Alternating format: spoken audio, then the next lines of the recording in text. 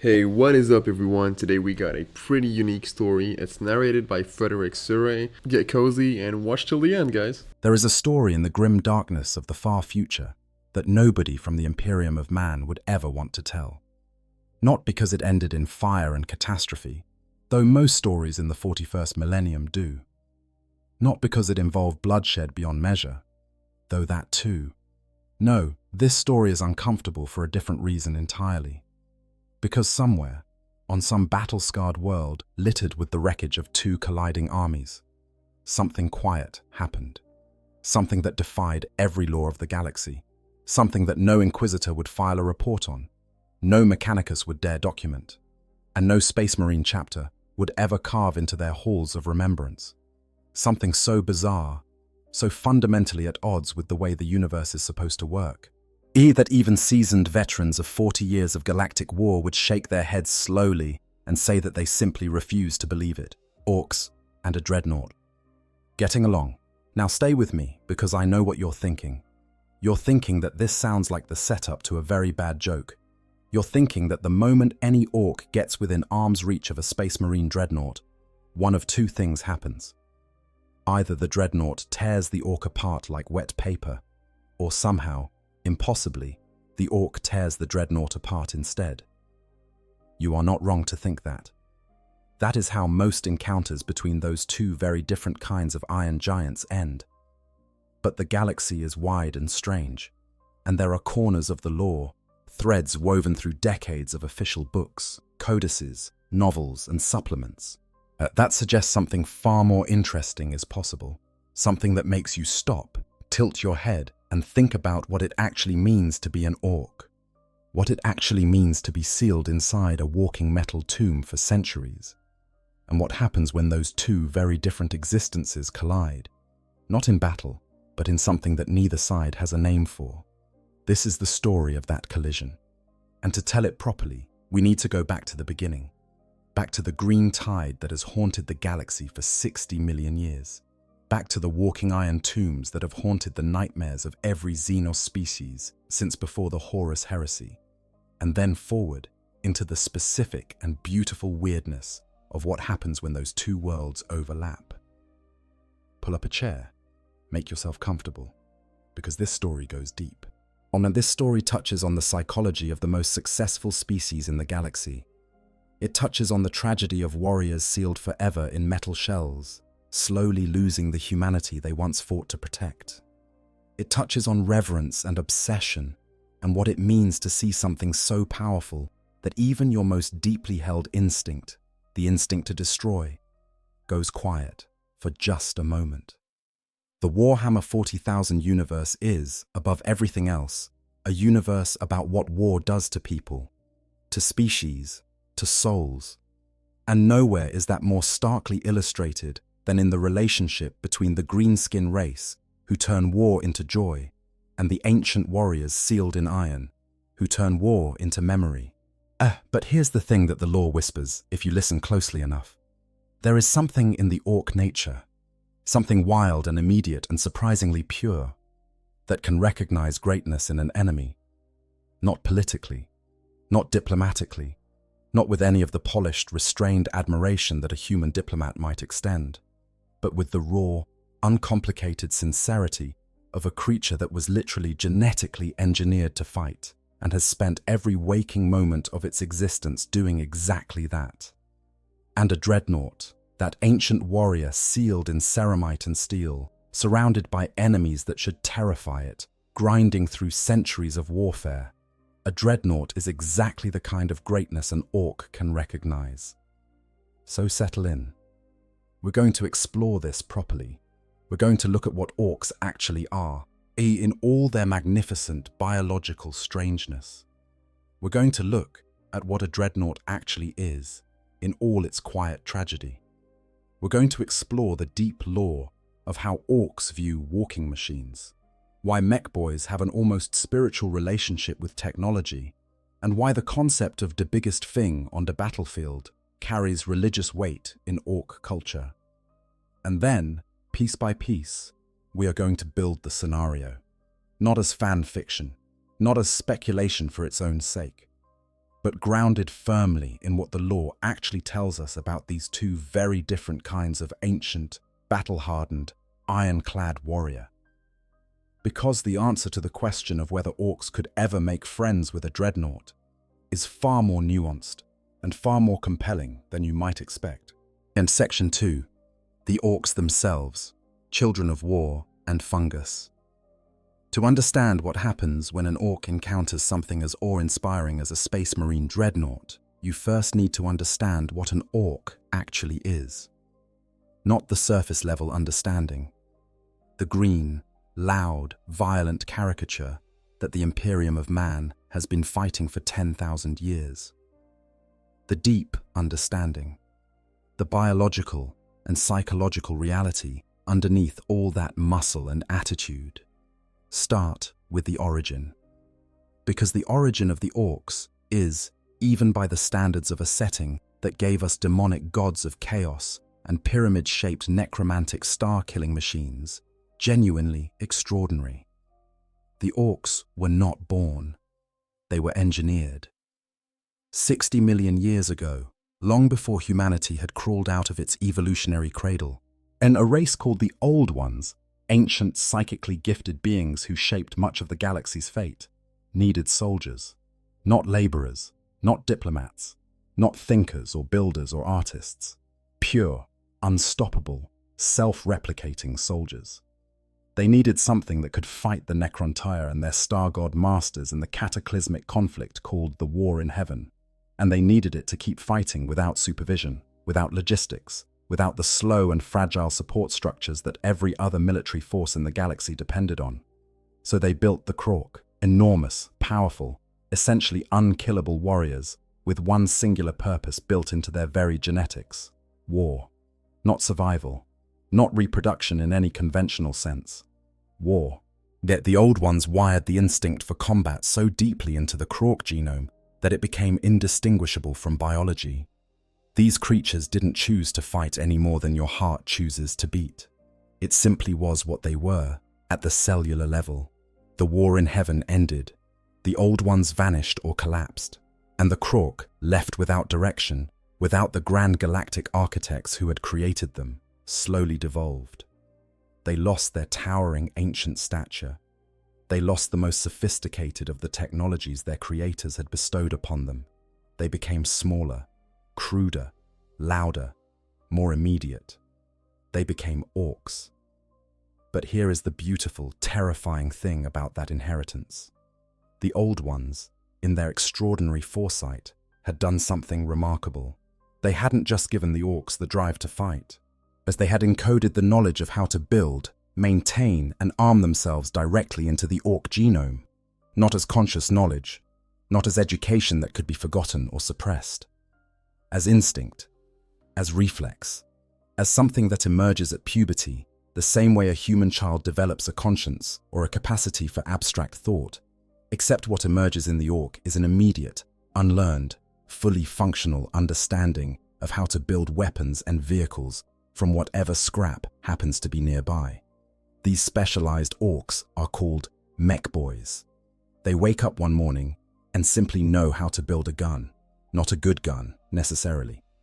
Not a gun that would survive the scrutiny of an Adeptus Mechanicus tech priest who would have it shaking in either excitement or fury within seconds of examination. But a gun that works, powered in part by physics and in part by something far stranger. Because here is where the orcs become truly remarkable. Because of the sheer collective psychic weight of billions upon billions of greenskin minds, all believing the same things simultaneously, reality around an orc army is actually, measurably, malleable. Not in the dramatic, warp-touched way that chaos produces, not in the refined, crystalline way that Eldar psychers work, but in a blunt, practical, deeply bizarre way that has driven Imperial scientists to the edge of sanity for centuries. If enough orcs believe a gun will fire, it fires. If enough orcs believe a vehicle will move fast, it moves fast. If enough orcs believe that painting a vehicle red makes it go faster, and they absolutely, sincerely, completely believe this, then red vehicles in an orc army do. Or in fact, demonstrably go faster than the same vehicles painted any other color, not metaphorically, not as a matter of morale, literally faster. The psychic field emanating from thousands of Ork minds wills the physical reality of the vehicle's engine output to conform to their belief. This collective psychic phenomenon is called the Great Green Tide of Energy that sweeps through the greenskin ranks, a massive, rolling wave of pure aggression and belief that doesn't just power their technology, but shapes the entire battlefield around them. It's why an army of Orks with weapons that a human metallurgist would describe as physically incapable of functioning can carve through space marine formations. It's why Ork armies grow stronger the more Orks are present, because every additional greenskin adds their psychic weight to the collective. Thus, now consider the social structure that emerges from this biology.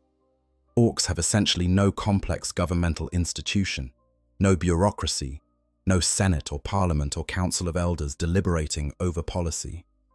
They have one rule, stated with beautiful simplicity. The biggest, meanest Ork is in charge. Not through appointment, not through election, not through divine mandate or hereditary succession, through the simple, observable, immediately verifiable fact of being the largest and most capable fighter in the room. This might sound primitive. It is primitive. But it has a certain ruthless elegance to it that the Imperium of man, with its 10,000 years of administrative dysfunction and hereditary incompetence, might do well to consider. Because Ork leadership is continuously, aggressively tested. At the moment a war boss begins to weaken, whether from age, injury, or simply the natural entropy of standing still too long, his subordinates, called knobs, begin eyeing him with undisguised calculation. The hierarchy is entirely meritocratic in the most visceral possible sense, and this shapes everything about how Orks relate to power, to strength, to size. Because in an Ork's understanding of the universe, things that are big are things that are right. Things that are powerful are things that matter. Things that can crush you are things that deserve your attention, your respect, and in certain specific circumstances that we will return to in considerable detail later, something that might be called reverence. Not worship, exactly. Orks are not conventionally religious in the way that, say, chaos worshippers are religious, or even in the way that imperial citizens directing their prayers toward the Golden Throne are religious. Ork theology is more pragmatic than that. Their gods, the twin deities Gork and Mork, one brutal but cunning, and the other cunning but brutal, though even Orks can never quite agree which is which, are expressions of their own nature rather than external supernatural forces they genuflect before. Gork and Mork don't demand prayer, they demand fighting, and an Ork who fights well, who crushes enemies and walks away from battles that should have ended them, is in a very real theological sense doing exactly what their gods ask. The Ork body itself deserves a moment of attention, because it is one of the most remarkable biological constructs in the setting. Orks are part animal, part fungus. Whilst their skin is genuinely green because of photosynthetic cells embedded in their outer tissue, a legacy of their fungal heritage that gives them a mild capacity to absorb solar energy. They are extraordinarily physically resilient, capable of surviving wounds that would kill a space marine, and space marines are genetically engineered post-human warriors whose physiology has been modified to survive conditions that would kill ordinary humans several times over. Orks can regenerate damaged tissue. They can survive the loss of major organs for periods of time that defy medical comprehension. There are documented cases of Ork warriors who continued fighting, and in some cases continued winning, after losing their heads. The brain of an Ork is distributed somewhat differently than a human brain, one with redundant neural functions spread across multiple ganglia that don't all conveniently sit inside the skull.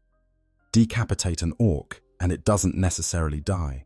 It just becomes considerably angrier than it already was, which was already quite angry to begin with. When an Ork dies, when it eventually, reluctantly, finally stops, it releases spores. These spores drift on planetary winds, sometimes for hundreds of miles, before burying themselves in soil and slowly, over weeks and months, growing into the next generation of greenskins. This means that every battlefield an Ork army has ever fought on, every world they have ever bled on, becomes an incubator for future invasions. Yet the Imperium has performed exterminatus, the total sterilization of a planetary surface through orbital bombardment, on dozens of worlds, specifically because no lesser intervention can guarantee the Ork spores have been fully eliminated. The Ork life cycle is, from a military perspective, essentially infinite. You do not defeat an Ork army. You cannot, not permanently. You can shatter it, scatter it, kill every individual Ork in it.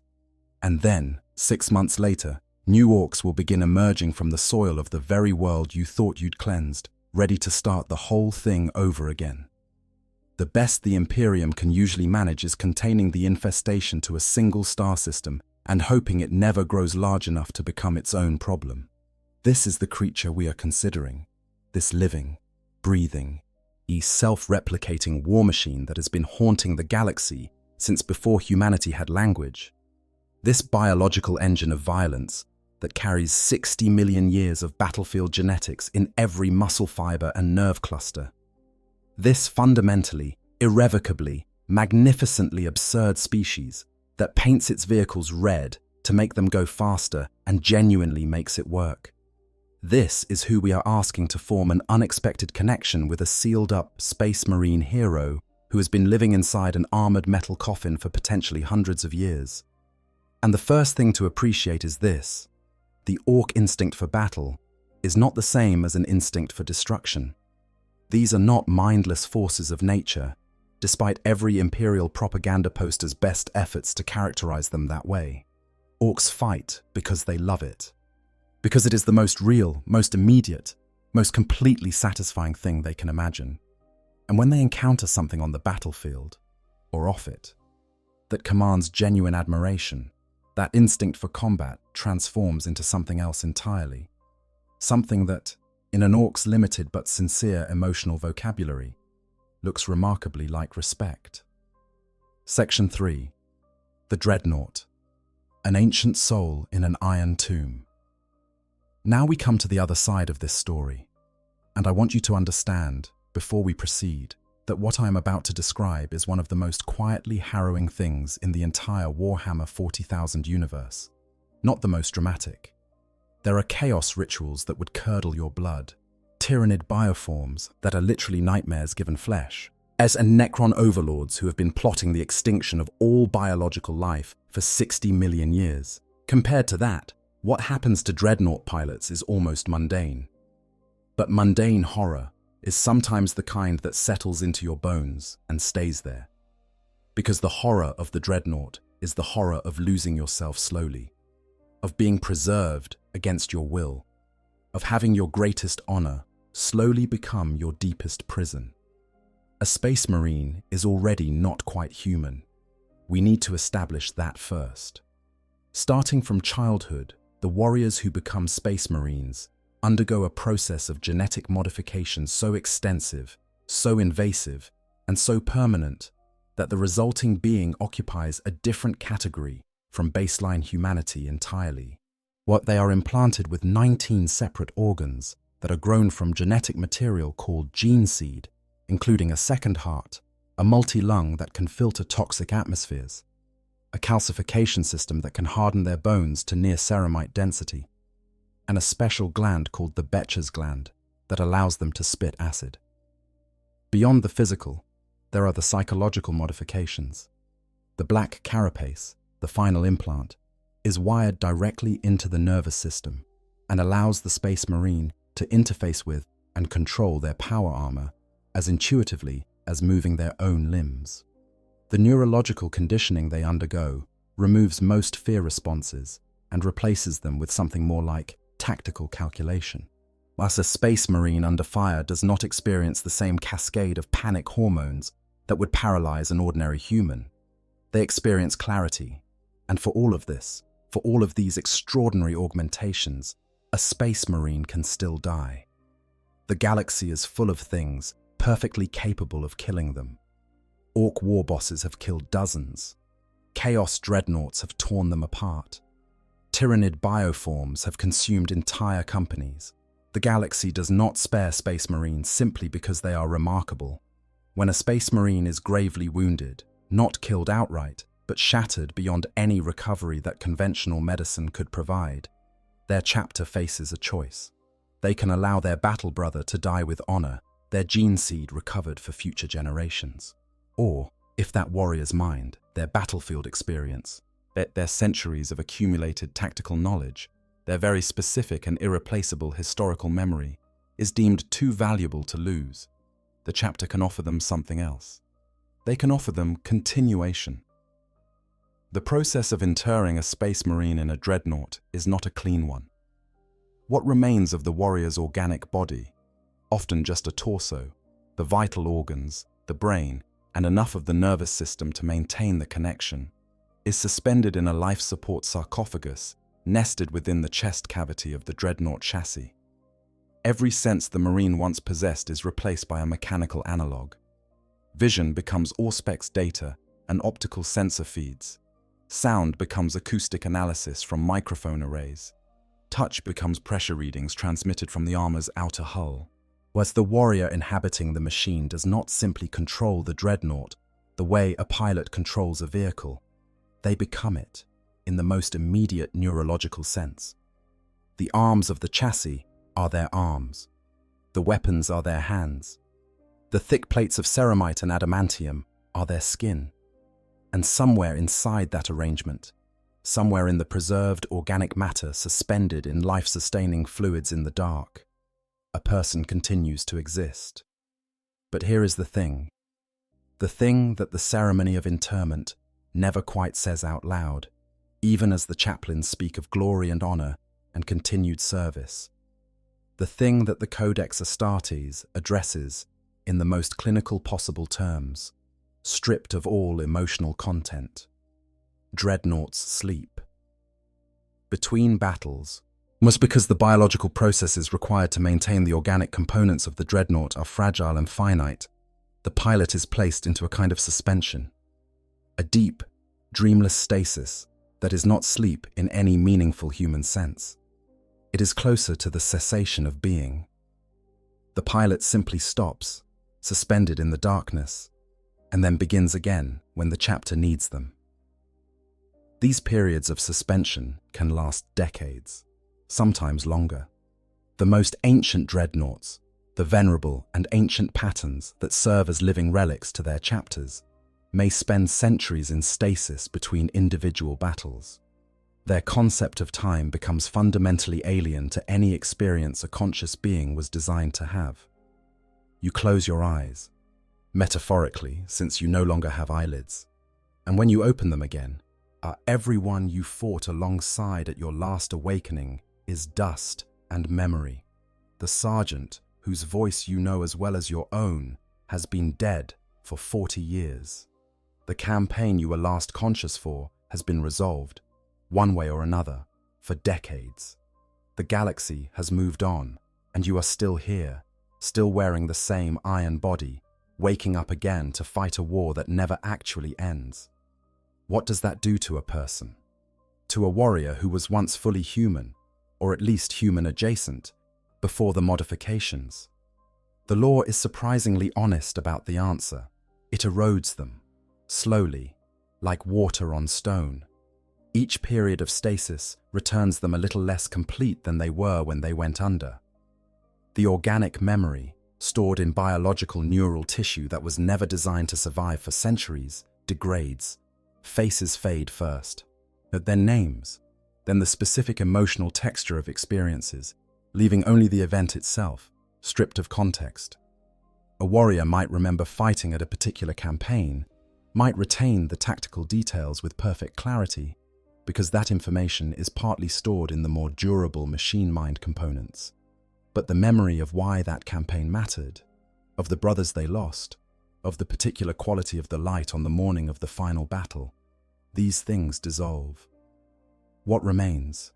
Purpose, duty, the deep structural identity of being a warrior of the Emperor, the muscle memory of centuries of combat, encoded so deeply that it has become indistinguishable from instinct, and something harder to name, a presence that other space marines describe as ancient wisdom, at the particular gravity of a being who has witnessed more than any living mind was meant to contain. The oldest dreadnoughts, the most venerable of them, are objects of something approaching religious awe for their chapters. Bjorn the Fell-Handed of the Space Wolves is over 10,000 years old. He fought beside Leman Russ during the Horus Heresy. He has outlived the memory of living history. He is woken once every 1,000 years for the Great Feast, to hold court and recount elements of the chapter's oldest sagas. The Space Wolves treat his presence not as a military asset, though he is that as well, but as a living connection to an age that no other being alive can remember from personal experience. And yet, even Bjorn admits that the loneliness cuts, that the slow erosion of memory is a grief that never fully resolves. That each awakening finds him in a galaxy that has changed in ways he did not witness, surrounded by brothers who are young enough to be his descendants many generations removed. A dreadnought is, at its core, a being of tremendous contradiction. It is simultaneously the most honored warrior in its chapter and the most isolated. It carries more history than any living space marine and is the most removed from the present. It is physically invincible in ways that regular space marines are not, capable of withstanding fire that would shred a power-armored warrior, and it is psychologically fragile in ways that no one talks about directly. The machine is magnificent, roughly 12 to 15 feet of ceramite-plated, weapon-laden, servo-powered war.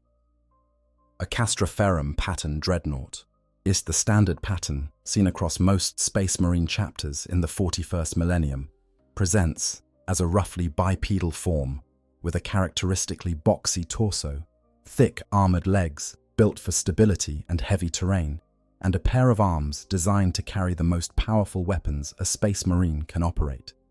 One arm typically ends in a massive close combat weapon, power fists, siege drills, lightning claws, chain fists, and the other carries a ranged weapon of formidable caliber. The whole assembly is then buried under layers of iconography, chapter heraldry, battle honors, and the accumulated weight of centuries of significance. There are older patterns. The Contemptor Dreadnought, dating from the time of the Horus Heresy, is sleeker and more elegant, its lines suggesting speed rather than endurance. Its atomantic shielding incorporating technologies that have been partially lost to the slow decay of Imperial knowledge. The Leviathan pattern siege dreadnought, developed in secret on Terra in the final years of the Great Crusade, is built for pure destructive power at the expense of almost everything else. A mass of heavy armor and siege-breaching weapons that makes even other dreadnoughts look modest in comparison. The Redemptor pattern, seen in the current era, is a more modern and considerably larger design, offering better protection for the pilot and more versatile weapon loadouts at the cost of some of the ancient reverence associated with the older patterns. Each one carries a name, not just the numerical designation of a vehicle, not 3rd Armored Unit, Tactical Group 7. A name, a personal name, belonging to the warrior inside. Because this is not a vehicle. This is a person, and the chapters that field them treat them accordingly, with rituals of awakening, with spoken addresses that acknowledge the person within, with the careful maintenance of records that track each dreadnought's individual history across millennia. This is what we're asking an Ork to encounter, and the extraordinary thing, the thing that makes this whole scenario not just possible, but in certain ways inevitable, is that an Ork, with their blunt and immediate and completely sincere assessment of power, might be better equipped to recognize what a dreadnought actually is than the terrified Imperial guardsmen who see only a towering killing machine marching toward them. In Section 4, the Ork Walkers, their own iron giants. Before we can fully appreciate why an Ork might look at a Space Marine dreadnought and feel something other than the urge to tear it apart, we need to understand something profound about Ork culture, something that runs deeper than their love of fighting, deeper even than their collective psychic phenomenon. Orks love machines.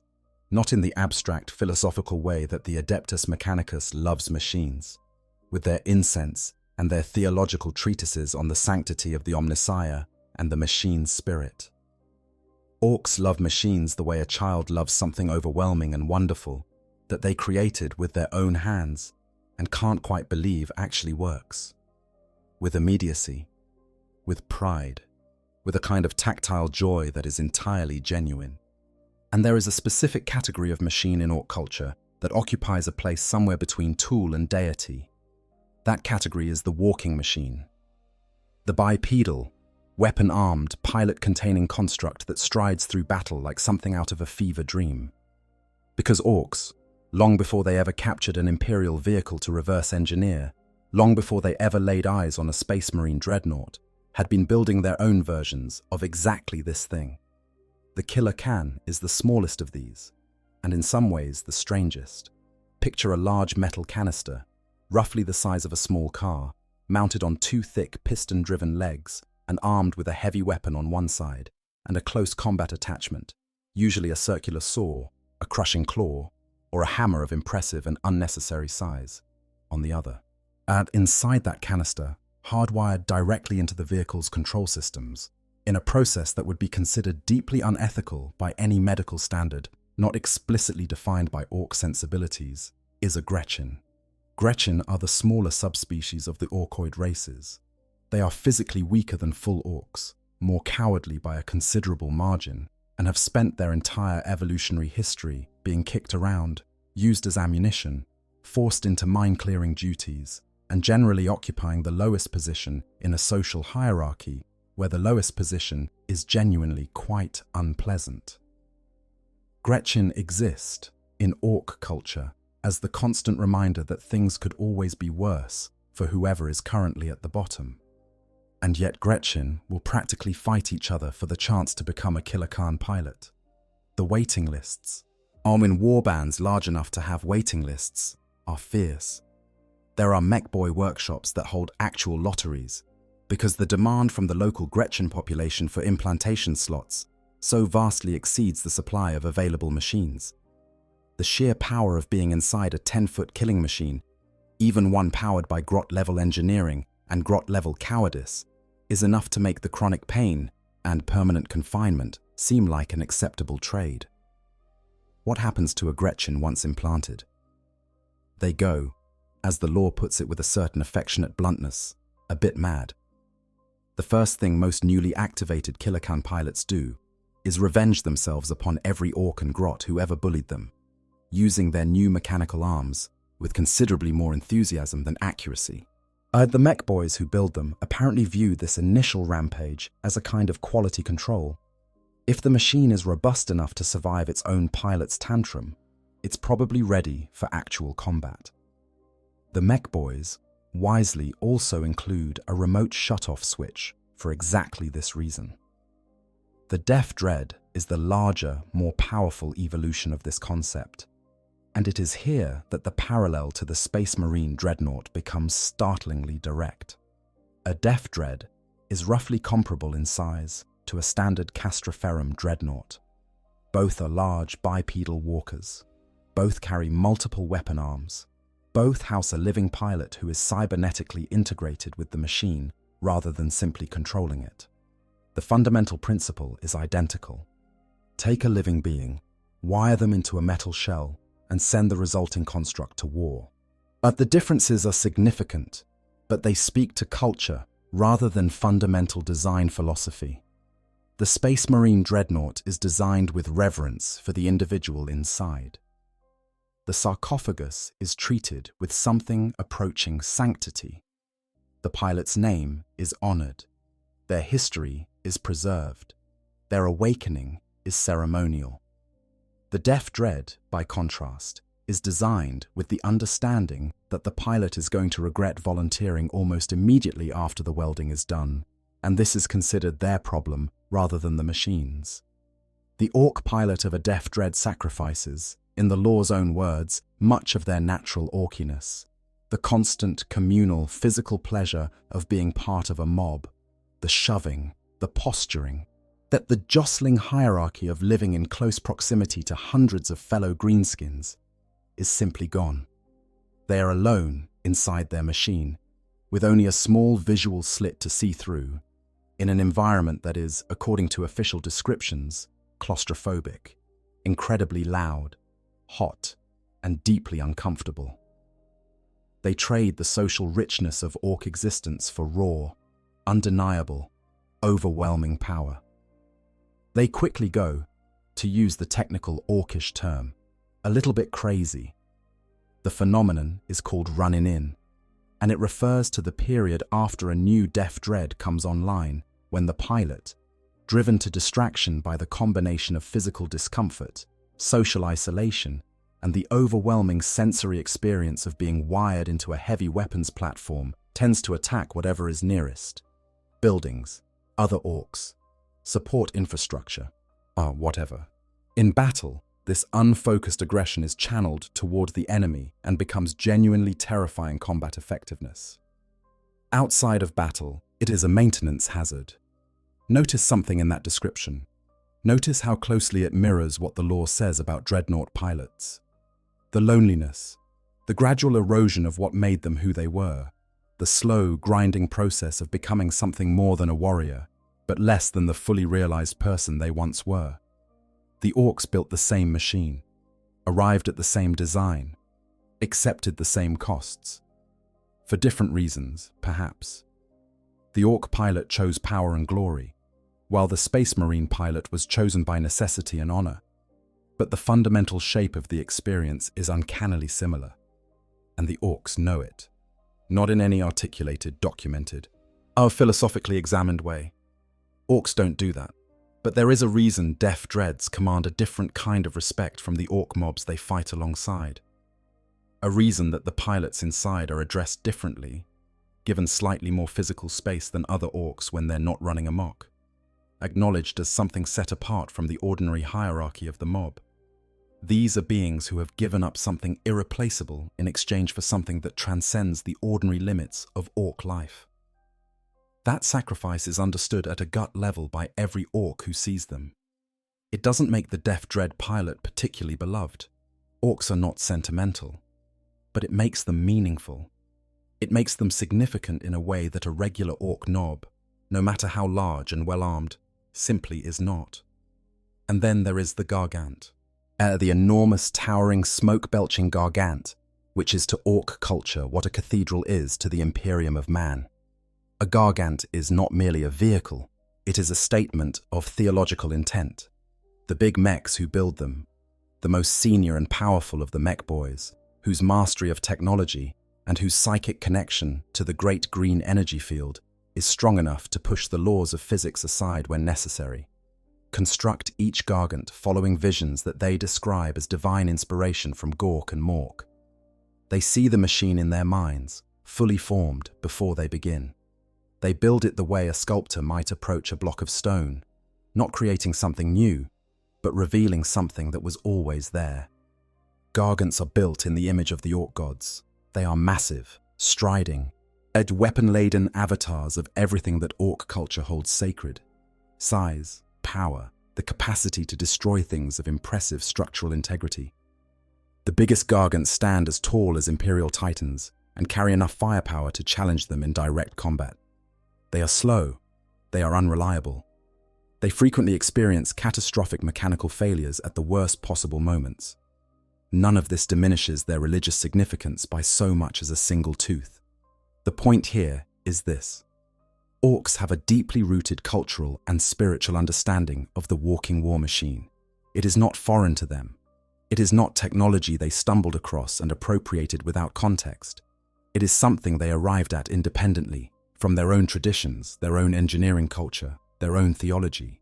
The Def Dread and the Killer Khan are not imitations of Space Marine technology. They predate the Space Marine's exposure to most Ork cultures by thousands of years. So when an Ork encounters a Space Marine Dreadnought for the first time, they are not encountering a completely alien concept. They are encountering a very familiar concept, executed by an enemy culture with different priorities and different materials, at a scale and with a quality that even the most defiantly unimpressed Ork mech boy would have to quietly acknowledge is impressive. And it is worth noting that quietly impressed Ork mech boys are, in the documented lore of the 40,000 universe. Okay, I have to stop here for a second and just be honest with you, because this is one of those topics that genuinely got to me while I was putting this video together. I've been sitting with the 40k lore for a long time, long enough that I sometimes forget why I fell in love with this setting in the first place, and then I go down a rabbit hole like this one, looking at the Ork lore from this angle, at the Dreadnought experience from that angle, and I remember, it's because this universe doesn't have to be deep, it keeps being deep anyway. Nobody asked 40k to have a concept like Scumgrod. Nobody needed the Death Dread lore to be as quietly sad as it is. Nobody required the Dreadnought entries to carry that particular weight of loneliness in them. But it's all there, hiding in plain sight inside a game about painting little green men and arguing about army lists. That gap between what 40k looks like on the surface and what it actually is underneath, that's what keeps me making these videos. I hope it's what keeps you watching them too. But anyways, let's go back to the video. Not as uncommon as the Imperium's official history would have you believe. Section 5. Why Orks would find a Dreadnought absolutely fascinating. Now we start to approach the heart of it. What we've established what Orks are, biologically and culturally. We've established what a Dreadnought is, functionally and emotionally. We've established that Orks have an independent, deeply rooted cultural tradition of enormous walking war machines. Now let's talk about what happens when those things intersect with the specific, extraordinary way that Ork mech boys relate to technology. The mech boy is, within the social structure of an Ork warband, an unusual figure. Most Orks operate within a relatively simple hierarchy. You fight, you prove yourself, you get bigger, you earn more respect, you accumulate more teeth, which serve as Ork currency. You eventually either lead a mob, or you get killed by someone who leads a mob. This system has a certain brutal efficiency. It is direct. It is immediately legible to everyone involved. Man, it rewards the thing Orks value most, effective violence, without any unnecessary complexity. The mech boy doesn't fit this model cleanly. Their power comes not from physical size or fighting ability, though many mech boys are perfectly capable of defending themselves with equipment that would make an Imperial Guardsman weep. Their power comes from knowledge, from the ability to look at a pile of scrap metal, rusted pipes, salvaged ammunition casings, and parts from no fewer than 6 different vehicles from 3 different races, and see in all of that chaos a functioning weapon. This knowledge is genetic. It was placed there by the Old Ones 60 million years ago and has been faithfully transmitting itself from one generation of greenskins to the next ever since. Mech boys don't learn how to build things. They simply know. The knowledge emerges, the same way the Orks' drive to fight emerges, at a certain point in development. And this instinctive technical knowledge goes deep. It is not limited to the specific technologies the Orks have developed themselves. It extends, in a remarkable and slightly unsettling way, to technologies developed by other races as well. When a mech boy examines a piece of Imperial technology, they are not approaching it as a foreign object whose operating principles they need to systematically reverse engineer through patient study. They look at it and they feel something, a kind of recognition that operates below conscious awareness. The engineering principles click into place in their minds with a naturalness that would horrify the Adeptus Mechanicus if they ever stopped to properly consider it, which they do not. Again, because the Mechanicus prefers not to examine evidence that challenges its theological position on the unique sanctity of human technical knowledge. Orks are enthusiastic salvagers of Imperial technology. The entire Death Skulls Ork clan is essentially organized around this practice. They are the most dedicated looters in a species that considers looting a legitimate and respected military strategy. Death Skulls will liberate Imperial vehicles from battlefields mid-engagement, their salvage teams scurrying forward under fire to haul off damaged tanks and transports while the battle continues around them, because the acquisition of useful technology is, in their view, sufficiently important to risk lives over.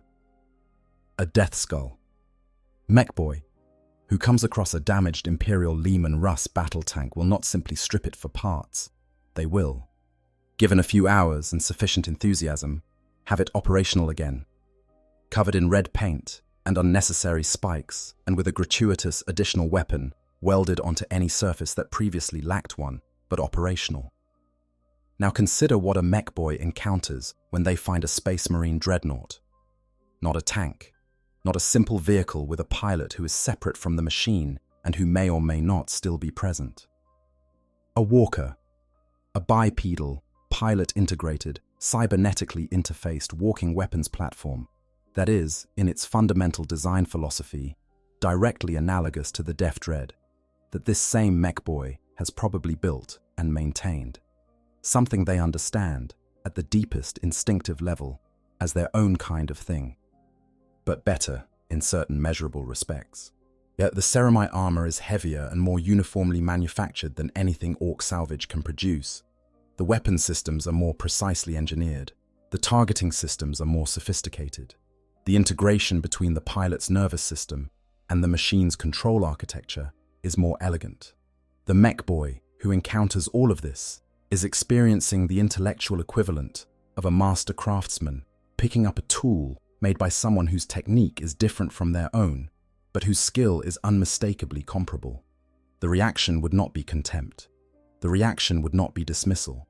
The reaction would be the specific, focused, slightly dangerous interest that a Mech Boy directs at anything that they perceive as a worthy technical challenge. There is a gargant in the lore, built by Ork mechs who had clearly studied Imperial Titan technology in some detail. There are looted versions of almost every significant piece of Imperial military hardware that the Greenskins have ever encountered in sufficient quantity to dismantle and examine. The Death Skulls have legends about a looter called Grabber Gutsbag, who managed to loot an entire Imperial Titan, which is either an extraordinary feat of mechanical boldness or the most impressive theft in galactic history, depending on your perspective. The point is that Orks do not encounter powerful enemy technology and think only about destroying it. They think about taking it, about owning it, about making it theirs, about understanding it well enough to replicate it, improve upon it in the specific ways that Ork aesthetics define as improvement, and then turn it back on its original owners with the specific psychological satisfaction of hitting someone with their own best weapon. But a Dreadnought presents a unique complication to this dynamic. Because a Dreadnought is not simply a machine, it is a machine with a person inside it. A person who has been in there for potentially centuries. A person who is, in a very real and biologically verifiable sense, still alive, still conscious, still, underneath all the ceramite and targeting systems and weapon mounts, a warrior with a history that stretches back across battles that the Mech Boy's great-great-great-great ancestors probably never lived to see. What does a Mech Boy do with that? The straightforward answer, the immediate answer that a newly encountered Ork might give, is that you ignore the person inside and just take the machine. But the machine is the interesting part. The machine is what you wanted. But here's the thing that the lore, carefully read, keeps suggesting. Orks respect things that are powerful. They respect things that have survived things they shouldn't have survived. They respect things that have been in more fights than they can count and are still standing. They respect ancient things in their own way. Not with the reverence of the Adeptus Mechanicus treating a standard template construct as a divine artifact, but with the instinctive acknowledgement that something which has endured for a very long time must be doing something right. A Dreadnought pilot who has been awake inside their chassis for centuries, fighting battle after battle, carrying the weight of accumulated memory and loss and continued service, that is, by Ork reckoning, and one of the most impressive things alive, not because of their politics, not because of their allegiance to an empire that the Orks are currently in the process of fighting, but because of the sheer, undeniable, measurably verifiable fact that this being is ancient, powerful, experienced, and demonstrably difficult to kill. These are precisely the qualities that orcs admire above all others. Section 6. A grudging respect. When enemies become legends. Here we arrive at one of the most quietly remarkable aspects of orc culture. The concept that the 40K community sometimes refers to using the orc term scumgrod, the closest thing the orc language has to the word friend, though the more accurate translation is something like favorite enemy. The being you would rather not kill, not because you have any soft feelings toward them, but because their continued existence makes your own existence more interesting, more challenging, more rewarding. The most famous example of this, in all of 40,000 lore, is the relationship between Gazkul Mag Uruk Thraka, the most powerful orc warlord in living imperial memory, and Commissar Sebastian Yarrick, the human officer who became so formidable in battle against the orcs that the greenskins started calling him the Old Baal and treating his survival as proof of supernatural power. Their story spans decades. 2 full planetary sieges of Armageddon, several direct confrontations in which both parties nearly died at each other's hands, and one extraordinary incident in which Gazkul captured Yarrick on his personal ship, held him prisoner for a period, had long conversations with him about the coming war, and then, instead of executing him, which would have been the strategically sensible thing to do, gave him a ship and sent him home, specifically so that Yarrick would be there to lead the defense when Gazkul returned. Because a fight without Yarrick on the other side was, to Gazkul, a lesser fight. And Gazkul did not come all this way, did not build an empire of greenskins spanning multiple star systems, did not receive divine visions from Gork and Mork themselves in order to have lesser fights. Good enemies is hard to find. That is reportedly what Gazkul said when he let Yarrick go. And it is, in those 5 words, one of the most precise and economical expressions of the orc soul that the lore has ever produced. Orcs do not respect weakness. Weakness is not interesting. Weakness is not worth preserving. But you kill weaklings because they are in the way, and then you move on to something more worthy of your attention. But strength, power, the ability to stand against everything you can throw at something, and remain standing. These are the qualities that an orc will cross a battlefield not to destroy, but to understand, to engage with, to test themselves against. Yarrick earned that respect through a specific incident that is almost too perfect for the purposes of this exploration. During the Second War for Armageddon, Yarrick was engaged in close combat with an orc warboss named Ugelhard, one of Gazkul's lieutenants. Ugelhard severed Yarrick's right arm with a power claw, the massive, crackling close combat weapon that orcs use like industrial machinery, and left him bleeding on the field of battle. And Yarrick, one-armed, bleeding out, by any reasonable medical assessment dying, picked up the severed arm, used the power claw still attached to it to decapitate the orc who had just taken his arm, and then held the claw aloft for his remaining forces to see as a rallying signal. Later, when he survived against the odds, Yarrick had the power claw fitted as a prosthetic replacement for his missing arm and used it for the rest of his career. An old human man, wielding an orc weapon. The orcs noticed. They could not quite believe it. And their inability to believe it transformed, in the specific alchemy of orc psychology, into something that functioned very much like awe. They started calling him the Old Baal Eye, partly for the bionic laser replacement he later installed, where his eye had been damaged, and partly because a being who carries your own best weapon back at you while running on borrowed time is the kind of being that demands a nickname. This is how orcs relate to worthy enemies, not with diplomacy, not with formal declarations of respect or ceremonial acknowledgements, with attention, with the particular focus that a predator gives to prey it finds interesting, with the willingness to keep that prey alive, specifically because ending it would be a lesser thing than continuing to be challenged by it. Now extrapolate this principle to a dreadnought, an ancient, battle-scarred, weapon-bristling space marine who has been fighting for centuries, who has killed thousands of orcs across dozens of campaigns, who has survived things that should have destroyed them several times over, who is still standing, still awake, is still fighting with a fury that has outlasted the individual lives of every other soldier on the battlefield. That Dreadnought, in Ork eyes, is a warrior of legendary proportions, not a machine to be destroyed, not a resource to be looted, a rival to be respected, a scumgrod of the highest possible caliber, an ancient thing that has fought and survived and fought again in ways that even the most battle-hardened Ork knob would have to acknowledge as extraordinary. And there is something else to consider here, something that the lore documents in the strange behaviors of specific Ork warbands who have spent extended periods fighting the same enemies. Orks, especially the more intellectually developed ones, mech boys, war bosses, who have survived long enough to develop genuine strategic thinking, are blood axes who have had extensive contact with other cultures, develop something that, in a human context, would be called appreciation for craftsmanship, not artistic craftsmanship, military craftsmanship, the ability to look at an enemy's tactical approach and recognize, beneath the hostility, the elegance of it, the specific kind of respect that a boxer extends to a fellow boxer whose technique is different from their own, but whose skill is undeniable.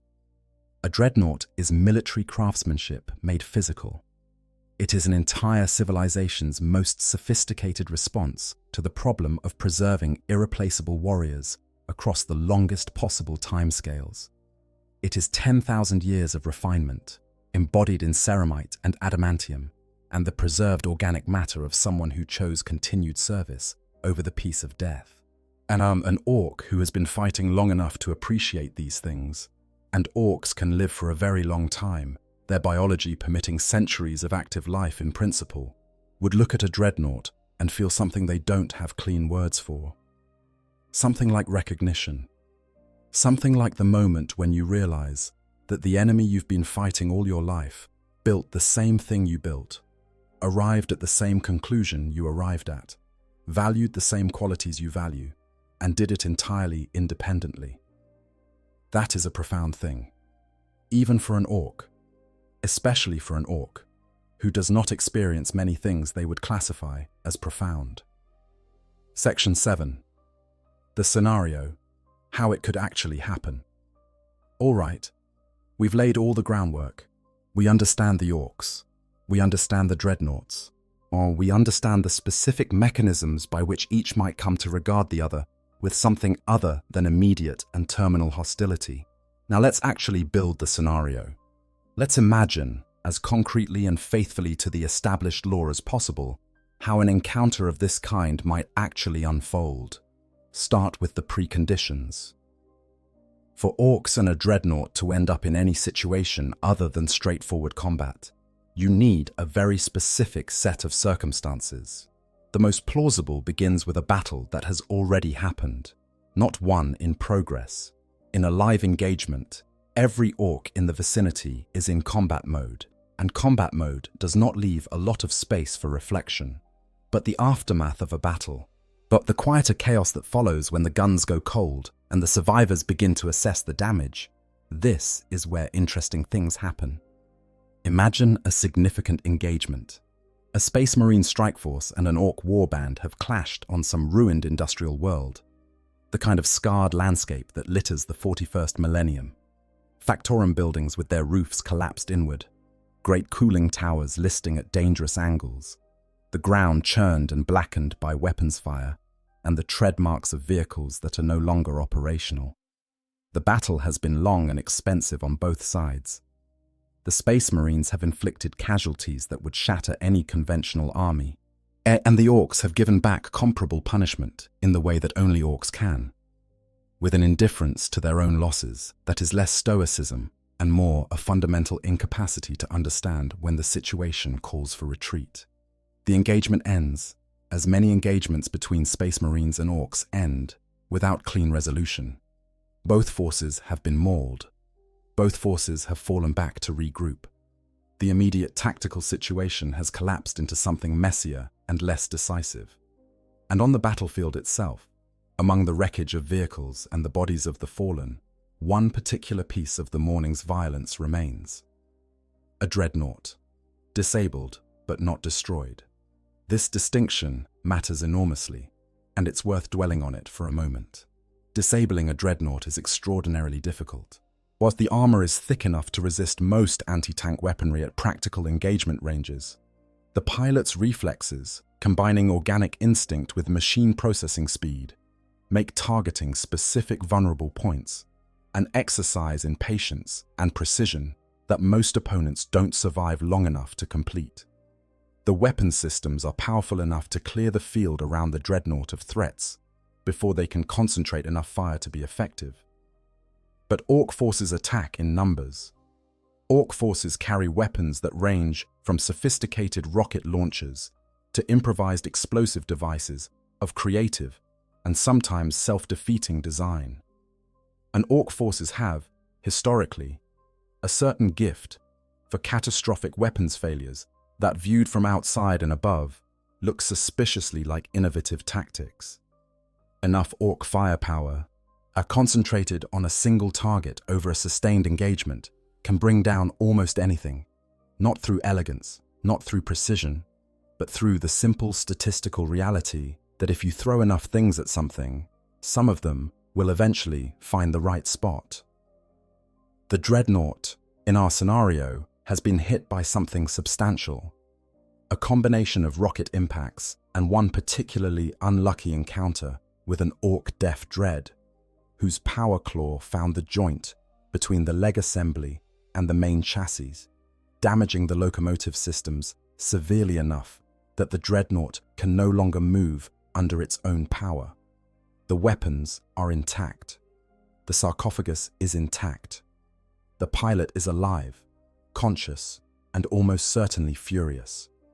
But the machine is sitting on a ruined battlefield, unable to pursue its enemies or withdraw to its own lines, waiting for the chapter's tech marines to return and effect repairs.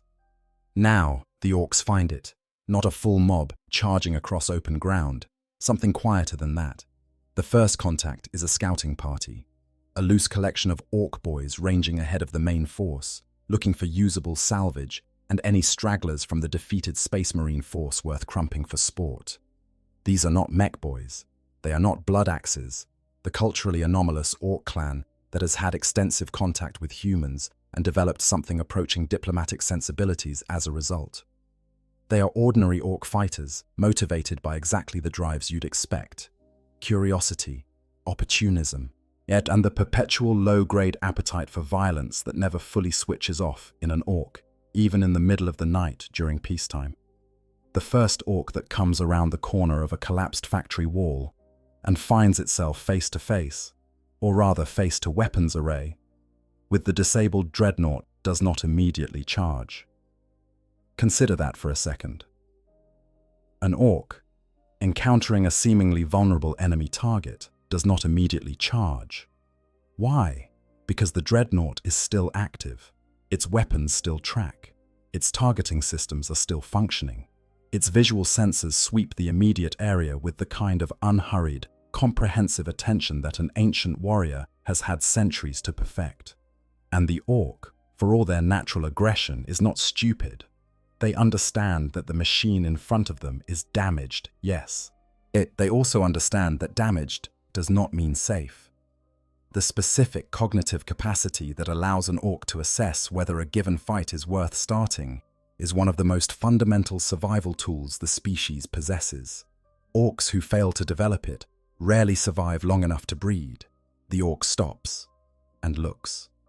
And the dreadnought, tracking the Ork in its field of view, does not fire immediately either. Not because it is merciful, but because firing at a single scout would waste ammunition better conserved for the larger threat that the scout's presence implies. The dreadnought waits, watching, calculating. The Ork, after a long moment, says something, probably in a mix of Ork dialect and whatever basic low Gothic it has absorbed from years of fighting the Imperium. A something that roughly translates to an acknowledgement that the thing in front of it is big, armed, and impressively not dead yet. These are, in Ork terms, compliments. The dreadnought does not respond. It continues to wait. It continues to track the Ork, but it does not fire. More Orks arrive. They spread out around the Dreadnought at what they apparently instinctively calculate as a safe distance, far enough that the weapons can't sweep across all of them simultaneously, close enough to keep the machine in view. They are not attacking. They are doing what Orks do when they encounter something they don't immediately have a category for. They observe it, loudly, with considerable debate among themselves about what they're looking at and what they should do about it. And this is where the Mech Boy arrives.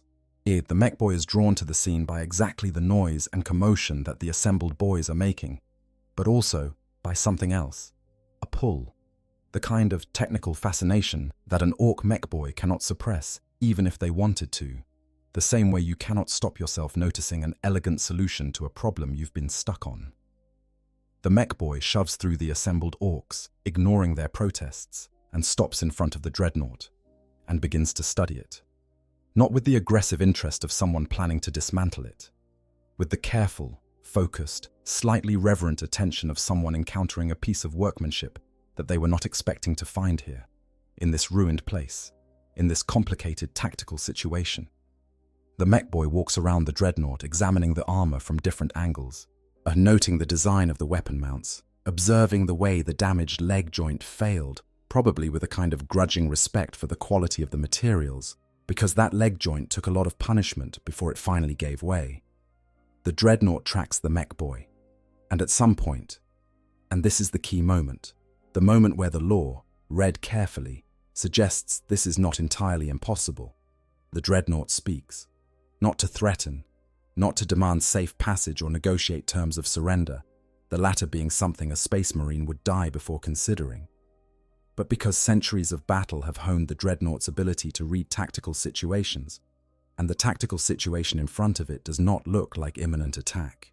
The Orks are curious, the Mech Boy is fascinated, and in a Dreadnought, who has survived as long as this one has, is a being of sufficient experience to know that sometimes the most interesting exchanges happen when both sides are too surprised to follow their standard protocols. So it speaks, perhaps just a question. Who built the Deaf Dread on the ridge? Perhaps a direct acknowledgement of what the Mech Boy is doing. You are examining the joint failure. The Mech Boy probably doesn't expect this. The Mech Boy expected, if the machine spoke at all, a threat or a proclamation of Imperial authority, or one of the sonorous war prayers that Space Marines announce before battle, not a direct, measured question that treats them as an equal participant in a technical discussion. The Mech Boy responds, and from there, in the specific way that two beings who share an obsession can always find common ground even when everything else divides them, a conversation happens. It does not end the war. It does not resolve the campaign or save any lives on either side. The Orks will keep fighting. The Dreadnought, once repaired, will resume their service to the chapter with the same merciless dedication they've maintained for centuries. They are enemies. This does not change. But for a period of time on that ruined world, while the Mech Boy picks apart the nuances of the Dreadnought's locomotion systems, and the Dreadnought watches, with the patient attention of a being who has been alone for a very long time and did not realize until just now how much they missed being looked at, not as a weapon or a relic, but simply as something interesting. For that period, something else is happening, something that neither of them has a word for. Section 8. The Mech Boy's Dream. Trying to understand the machine. Let's settle into the Mech Boy's perspective here, because it's a fascinating one, and it tells us something important about why this scenario has a weight to it that goes beyond simple curiosity. The Mech Boy's technical knowledge, as we've discussed, is genetic, encoded in their DNA by the Old Ones 60 million years ago, and transmitted faithfully ever since. But encoded knowledge is not the same as complete knowledge. The instinct tells you how to build things. The instinct does not tell you how every possible variation of those things was built by every possible civilization over the course of a 60 million year technological history. But when a Mech Boy encounters a piece of technology from another civilization, they are supplementing their instinctive knowledge with observed data. The basic principles are familiar, the specific implementation is new, and this gap between familiar principle and unfamiliar implementation is, for a Mech Boy, one of the most stimulating intellectual experiences available to them in a life otherwise entirely organized around the practical application of existing knowledge. A Space Marine Dreadnought offers this experience in abundance. The armor metallurgy is different from anything Ork industry produces, not necessarily better in every respect. Ork materials have their own qualities, and including a certain rough durability born of the collective psychic energy that animates everything Ork built, but different in ways that reveal alternative engineering solutions to shared problems. The targeting systems are more refined than their Ork equivalents. The life support sarcophagus is a marvel of miniaturized bioscience, maintaining organic tissue in a hostile mechanical environment across timescales that should not be biologically survivable. And the mind impulse unit, the system that allows the pilot's nervous system to interface directly with the Dreadnought's motor and weapons controls, would be, to any mech boy with eyes to observe it, one of the most extraordinary pieces of technology they had ever encountered. Ork cybernetic integration, as used in both Def Dreads and Killer Cans, is functional but crude. It works. It produces the desired result. A pilot who controls the machine with something approaching intuitive physical immediacy. But the biological interface involved is painful, imprecise, and requires the kind of willful biomechanical restructuring that leaves permanent marks on the organic tissue involved. The pilot's relationship to the machine is intense, but it is also somewhat approximate. There is a reason Def Dread pilots go mad with some consistency, and part of that reason is the imperfection of the connection between mind and machine, the constant low-level interference of signals that don't quite translate cleanly in either direction. The Space Marine Mind Impulse Unit is, by contrast, elegant. The neurological mapping is careful and thorough.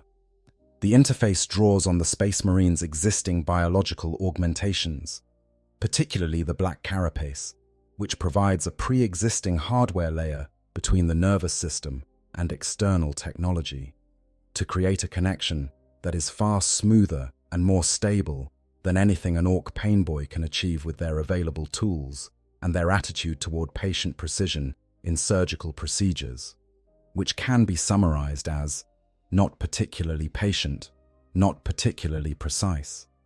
A mech boy who could study this system in detail, which would require the Dreadnought's cooperation, not merely its presence, because the relevant systems are internal and not easily visible from outside, would be encountering a fundamentally different approach to a problem they thought they had already solved. And the encounter with a fundamentally different approach to a solved problem is one of the richest experiences available to any engineer of any species. Here is something the Orks would notice too that deserves special attention. The Dreadnought is not simply old in the way that a long-preserved vehicle is old, maintained, repaired, its original components gradually replaced by new ones until the question of whether it is the same machine becomes philosophical. The organic components of the Dreadnought are the same organic components that were sealed inside it at the time of interment. Whatever remains of the pilot's physical body has endured, maintained by life support systems of extraordinary sophistication. For however many centuries, the machine has been in service. Orks understand longevity through fighting, or an Ork who has survived a long time has done so by being, demonstrably and repeatedly, better at violence than everything that tried to kill them. That is the Ork framework for understanding oldness. It is proof of exceptional quality. An old warrior is an exceptionally capable warrior. A Dreadnought who has survived for centuries, who has walked through battles that destroyed everything around them, who carries the physical history of that survival in the scars on their armor and the deliberate pace of their movement. That Dreadnought, by Ork logic, is one of the most extraordinary warriors alive. Not despite their age, because of it, because every year they have existed is another year's worth of evidence that they are essentially impossible to kill. The mech boy studying the machine would be aware of this on some level, or would feel the weight of it. Not with sentimentality, mech boys are not sentimental, but with the specific and genuine respect that a craftsperson gives to work that has proven its quality across time. The machine has not just been built well, it has survived being used well across conditions that would have ended lesser constructs. That is the deepest possible proof of craftsmanship, and the Mech boy would want to understand how. Not to copy it, though copying would absolutely follow, in the specific Ork way that produces deft dreads rather than true dreadnoughts, but copies nonetheless. To understand it, to fit it into the instinctive technical framework that lives in their genetics, and extend that framework in a direction it hasn't grown before. This is a genuine intellectual hunger, and there is only one source in the immediate environment that can satisfy it: the Dreadnought itself. Section 9. What the Dreadnought pilot would think. Now flip the perspective completely. Because this scenario only works as a story, as a piece of lore-grounded speculation, as something that feels true to the source material, if both sides of the equation are fully inhabited. And to understand what the Dreadnought pilot would actually be experiencing in this situation, we need to return to something we touched on earlier and dig much deeper into it. The Dreadnought pilot is alone in a way that almost nothing else in the universe is alone. Consider the specific texture of their isolation. Then they are physically separated from every other being in the galaxy by several inches of ceramite armor and the intervening machinery of their own chassis. They experience the world not through direct sensory contact, but through instrument feeds and sensor data, a translation of reality that preserves the information content but strips away the phenomenological richness. They cannot feel wind, they cannot taste, they cannot experience the ambient temperature of the world around them except as a numerical readout.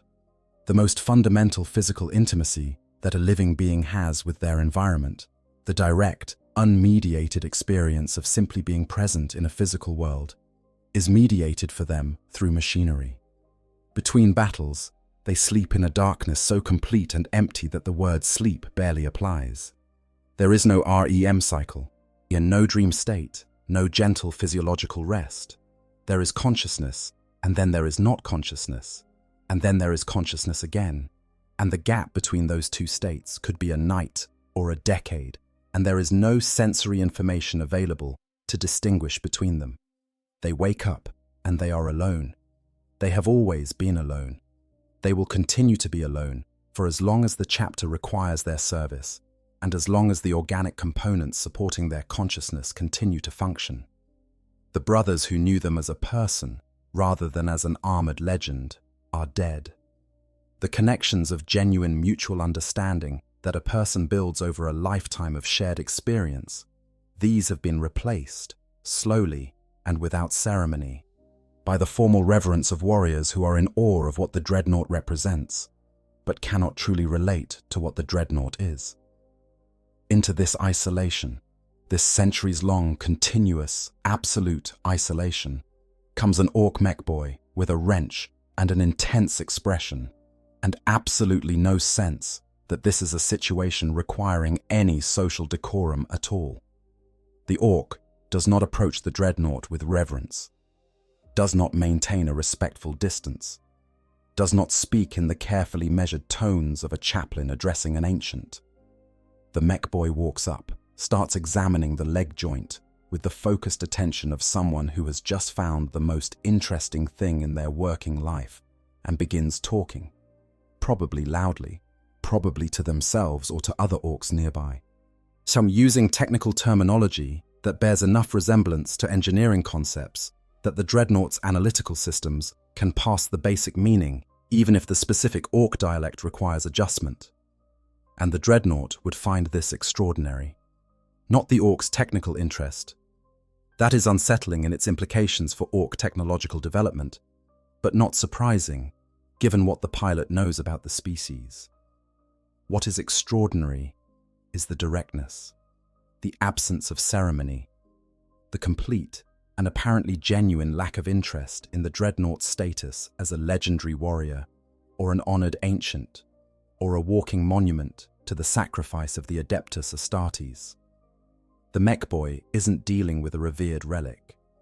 They're dealing with a very interesting machine that happens to have someone inside it. And the fact that someone is inside it is part of what makes it interesting. When did anyone last treat the Dreadnought as interesting rather than sacred?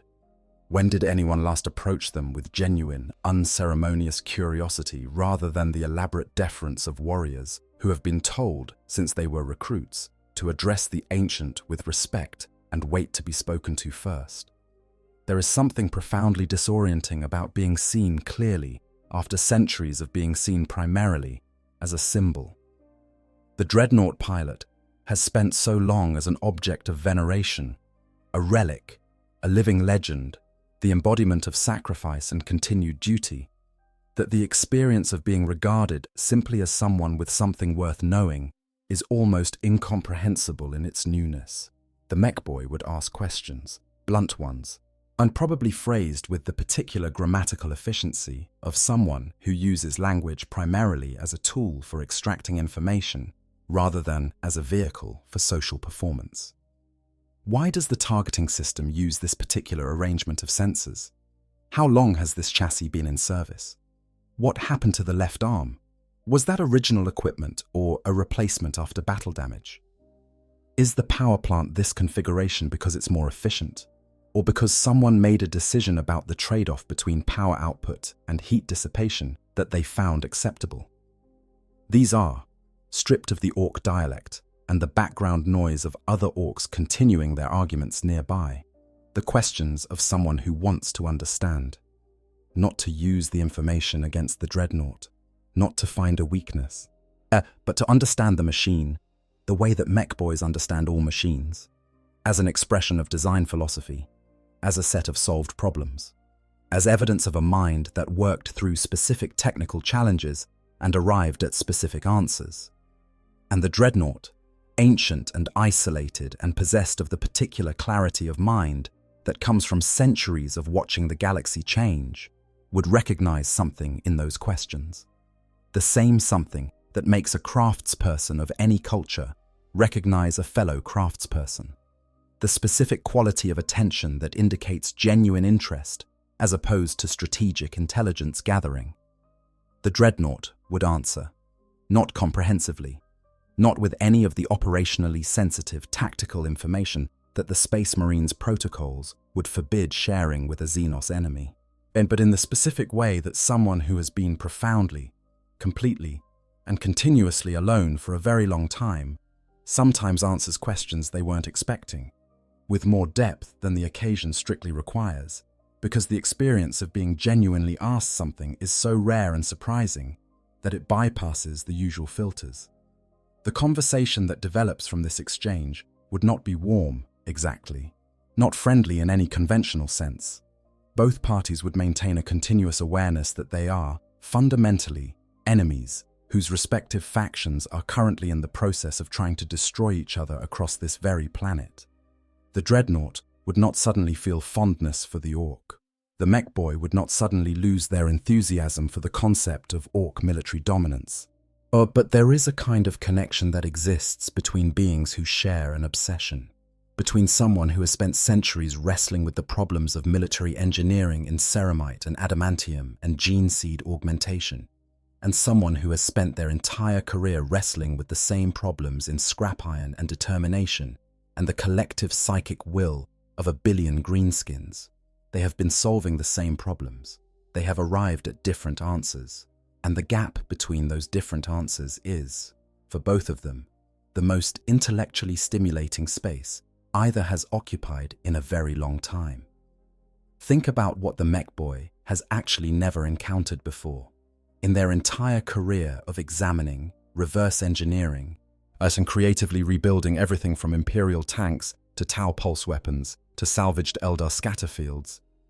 And Ork Mech boys do encounter alien technology, particularly the more widely ranging freebooters and the inveterate looters of the Death Skulls clan. The Mech boy has never sat directly in front of the machine and had the machine explain itself. Imperial vehicles don't talk. Eldar constructs certainly don't discuss their operating principles with greenskins.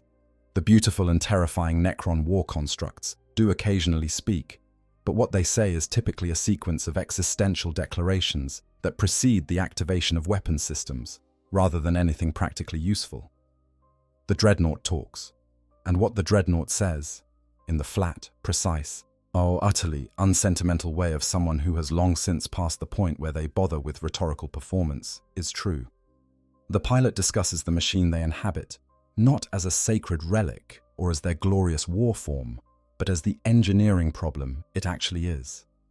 The trade-offs in the leg design, yes, there were considerations here, stability versus speed, and yes, this specific joint configuration was selected over alternatives for reasons that were documented somewhere in a Mechanicus report that the Dreadnought has had centuries to commit to memory.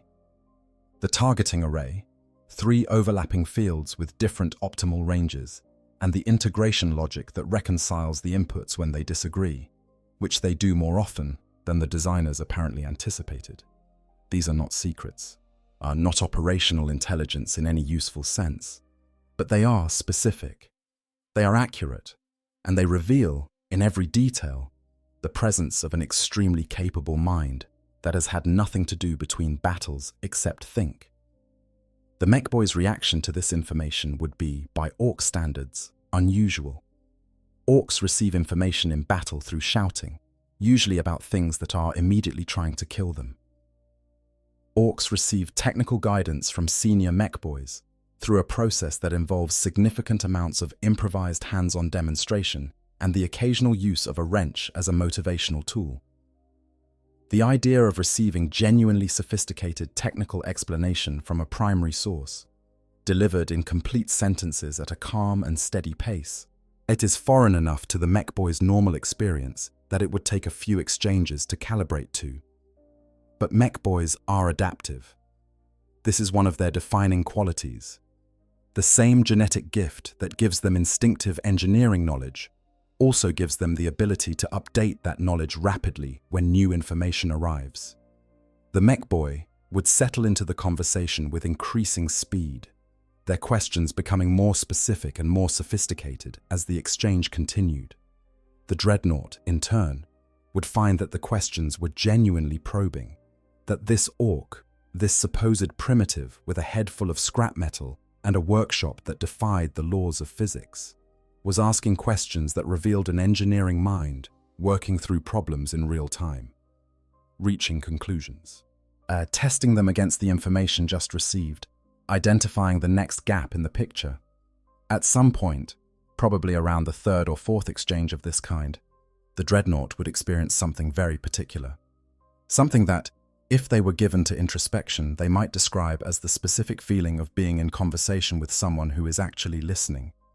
Not respectfully pretending to listen, the way young Space Marines sometimes do when addressing an ancient, performing attentiveness while waiting for the appropriate pause to acknowledge whatever wisdom is being dispensed. Actually processing what is being said, actually using it, actually responding to it rather than to some expected version of it. The experience is jarring because of how long it has been absent, and its return, in this specific form, as from this specific and entirely unexpected source, is the kind of thing that even a centuries-old warrior in an iron body, who has learned to expect very little in the way of surprise from the universe, does not quite know how to categorize. The Ork mob around the Mech Boy has largely lost interest by this point. A few of the more adventurous ones have come close enough to examine the Dreadnought's weapon systems with the focused attention of beings considering whether those weapons might be removable. The Dreadnought tracks them.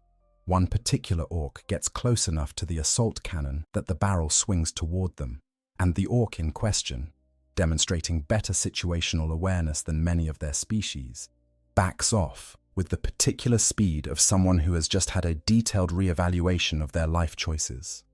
The others laugh. The Dreadnought's barrel returns to the more interesting target. The Mech Boy has been talking for a while now. The light is different, longer, lower. The shadows of the ruined Factorum walls stretching across the churned ground at angles that indicate several hours have passed. The Mech Boy doesn't seem to have noticed. This is entirely characteristic. Mech Boys in the grip of a technical problem lose track of time with the thoroughness of beings who have simply decided that time is less important than understanding, and they are usually correct about this specific trade-off. Eventually, from somewhere in the middle distance, an orc knob bellows something in the direction of the mech boy's location. Something that, in context, probably translates roughly to the idea that the warband is moving out, and if the mech boy wants to come, they should come now, and if they don't, fine, but they shouldn't complain when someone else gets the good salvage from the next engagement. The mech boy looks at the Dreadnought, not with sentiment, with the specific expression of someone who has been in the middle of a problem and has just been told they need to stop. The expression that says, "I haven't finished." The expression that says, "I will be thinking about this for a very long time." The mech boy says something, probably not a farewell in any form that the Dreadnought would recognize as such. Orc social leave-taking rituals are minimal to the point of non-existence, probably something more direct. Something that amounts to an acknowledgement that this machine is more interesting than most things the mech boy has encountered, that the conversation was useful, that this Dreadnought is, by Orc standards, a genuinely remarkable piece of work. Then the mech boy leaves, walking backward for a few steps, still studying the lines of the chassis, then turning and crashing through the debris of the old factory floor toward the sound of the retreating warband. The Dreadnought watches them go, and in the silence that returns to the ruined battlefield, with the wreckage of the morning's fighting spread in all directions and the distant sound of Orc engines moving away to the east, the Dreadnought waits for their chapter's tech marines to arrive, and thinks. There is a word for this. Not in Low Gothic or High Gothic or any of the ancient languages the Imperium preserves for ritual purposes. Not in Orcish, which lacks the vocabulary for experiences of this kind. But in whatever language the universe uses to describe the moment when two very different kinds of brilliant, damaged, ancient, and profoundly isolated minds discover that they were, in some fundamental way, always working on the same question. The word is recognition. Section 10.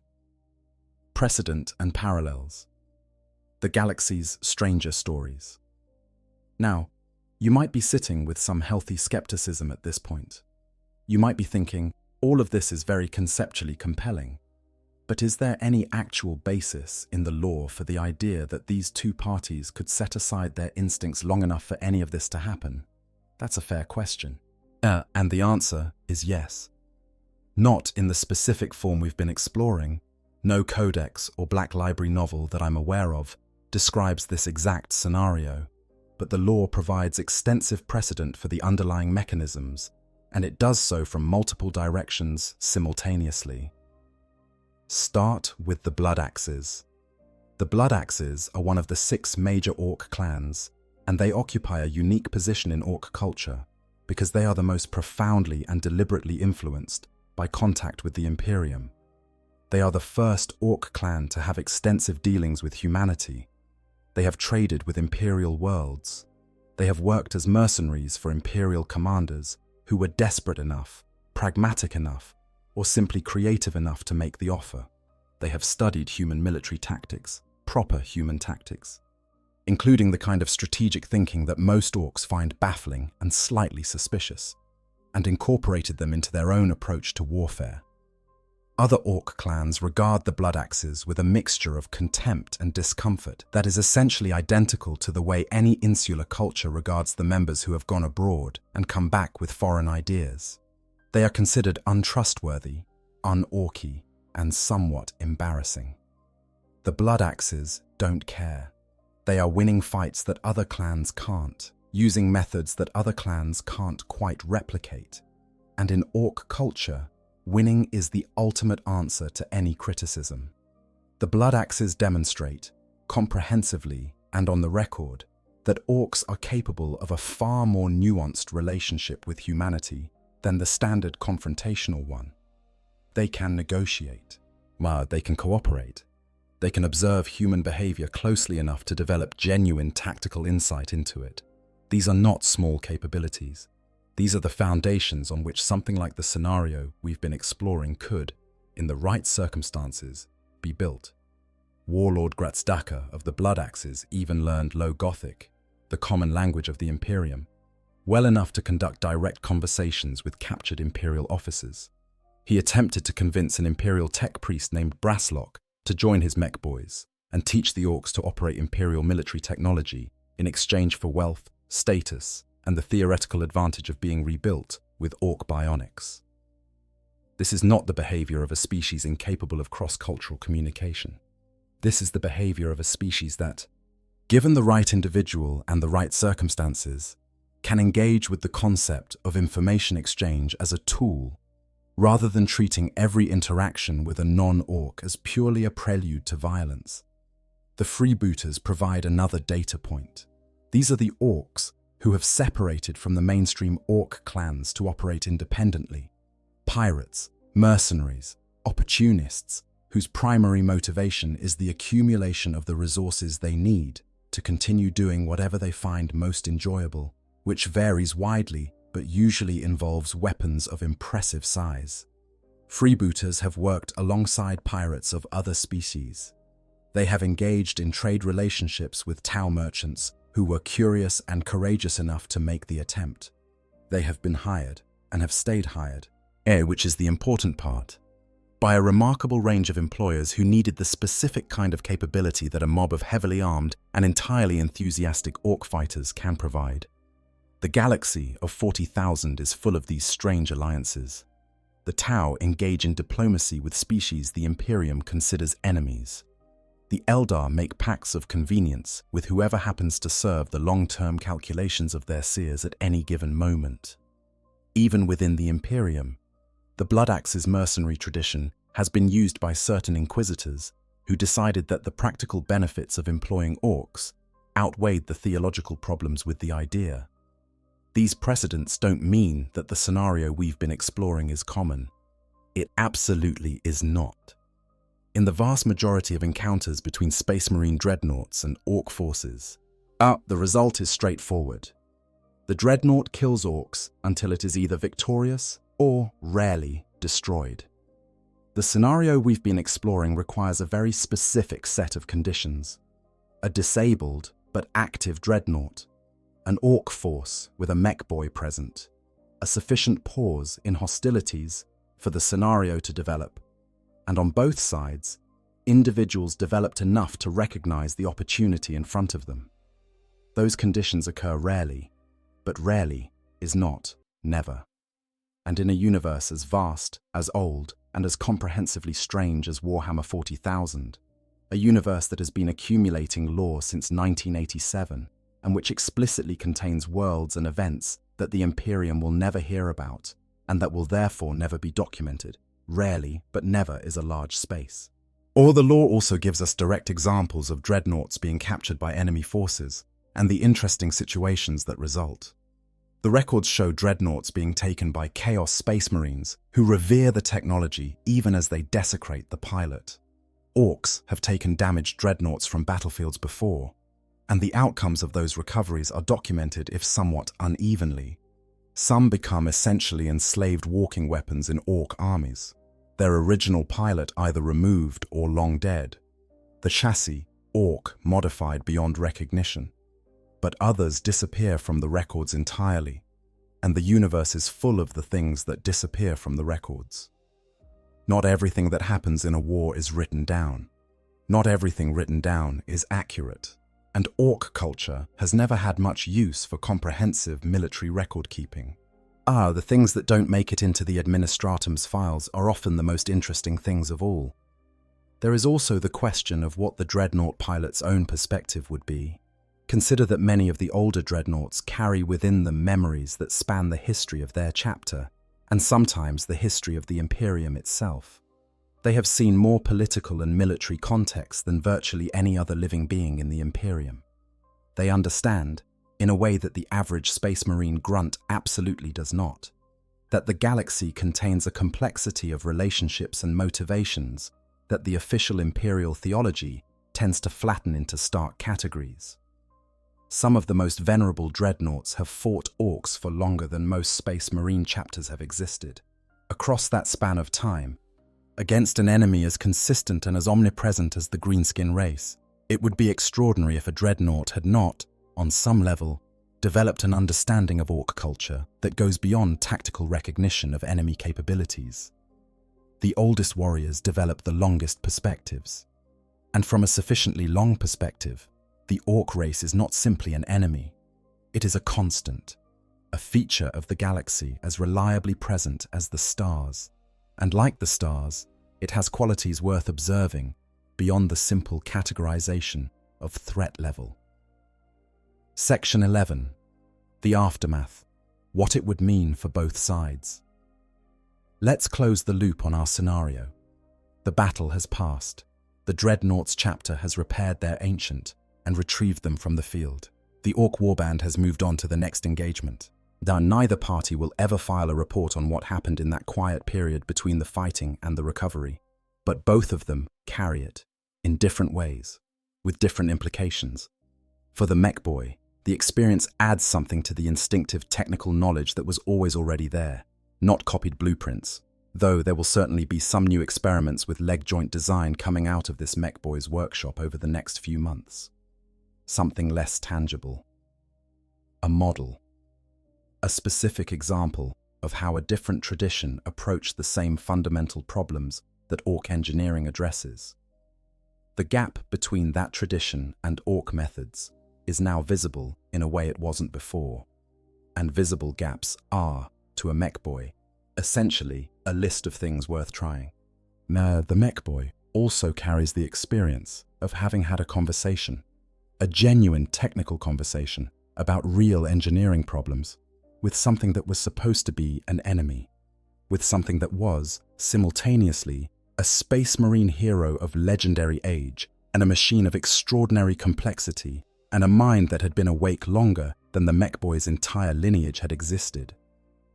The specific combination of those things is unusual enough that even an Ork brain, which does not naturally prioritize the storage and analysis of unusual emotional experiences, would file it somewhere durable, would return to it occasionally in the workshop, in the middle of a complicated weld, when the background noise of the warband fades for a moment. For the Dreadnought, the experience is more complicated. They would not, could not, and absolutely should not report it through official chapter channels. The idea of a Space Marine ancient having an extended technical conversation with an enemy Mech boy during a period of tactical inactivity on a contested battlefield would raise questions that have no comfortable answers within the framework of the chapter's theological and military doctrine. Fraternization with Xenos, even conversational fraternization, is not a category that the Codex Astartes handles gracefully, but the Dreadnought carries it too, in the way that isolated beings carry all of their unexpected encounters, with a particular intensity, because the supply of genuine surprise is so limited and the hunger for it is so great. The Dreadnought, who has spent centuries watching humans approach them with elaborate reverence, who has grown familiar with every formulation of sacred address that their battle brothers use, who has felt the specific exhaustion of always being seen as a symbol rather than a person, that Dreadnought spent an afternoon being treated as someone interesting by someone who had no idea they were supposed to be sacred. That Ork had never read the chapter's historical records, had no knowledge of the specific battles the Dreadnought had fought, the names they had earned, the honors they had accumulated. The Mech boy saw a very old, very well-built machine with an unusual pilot configuration and wanted to understand how it worked. That's all.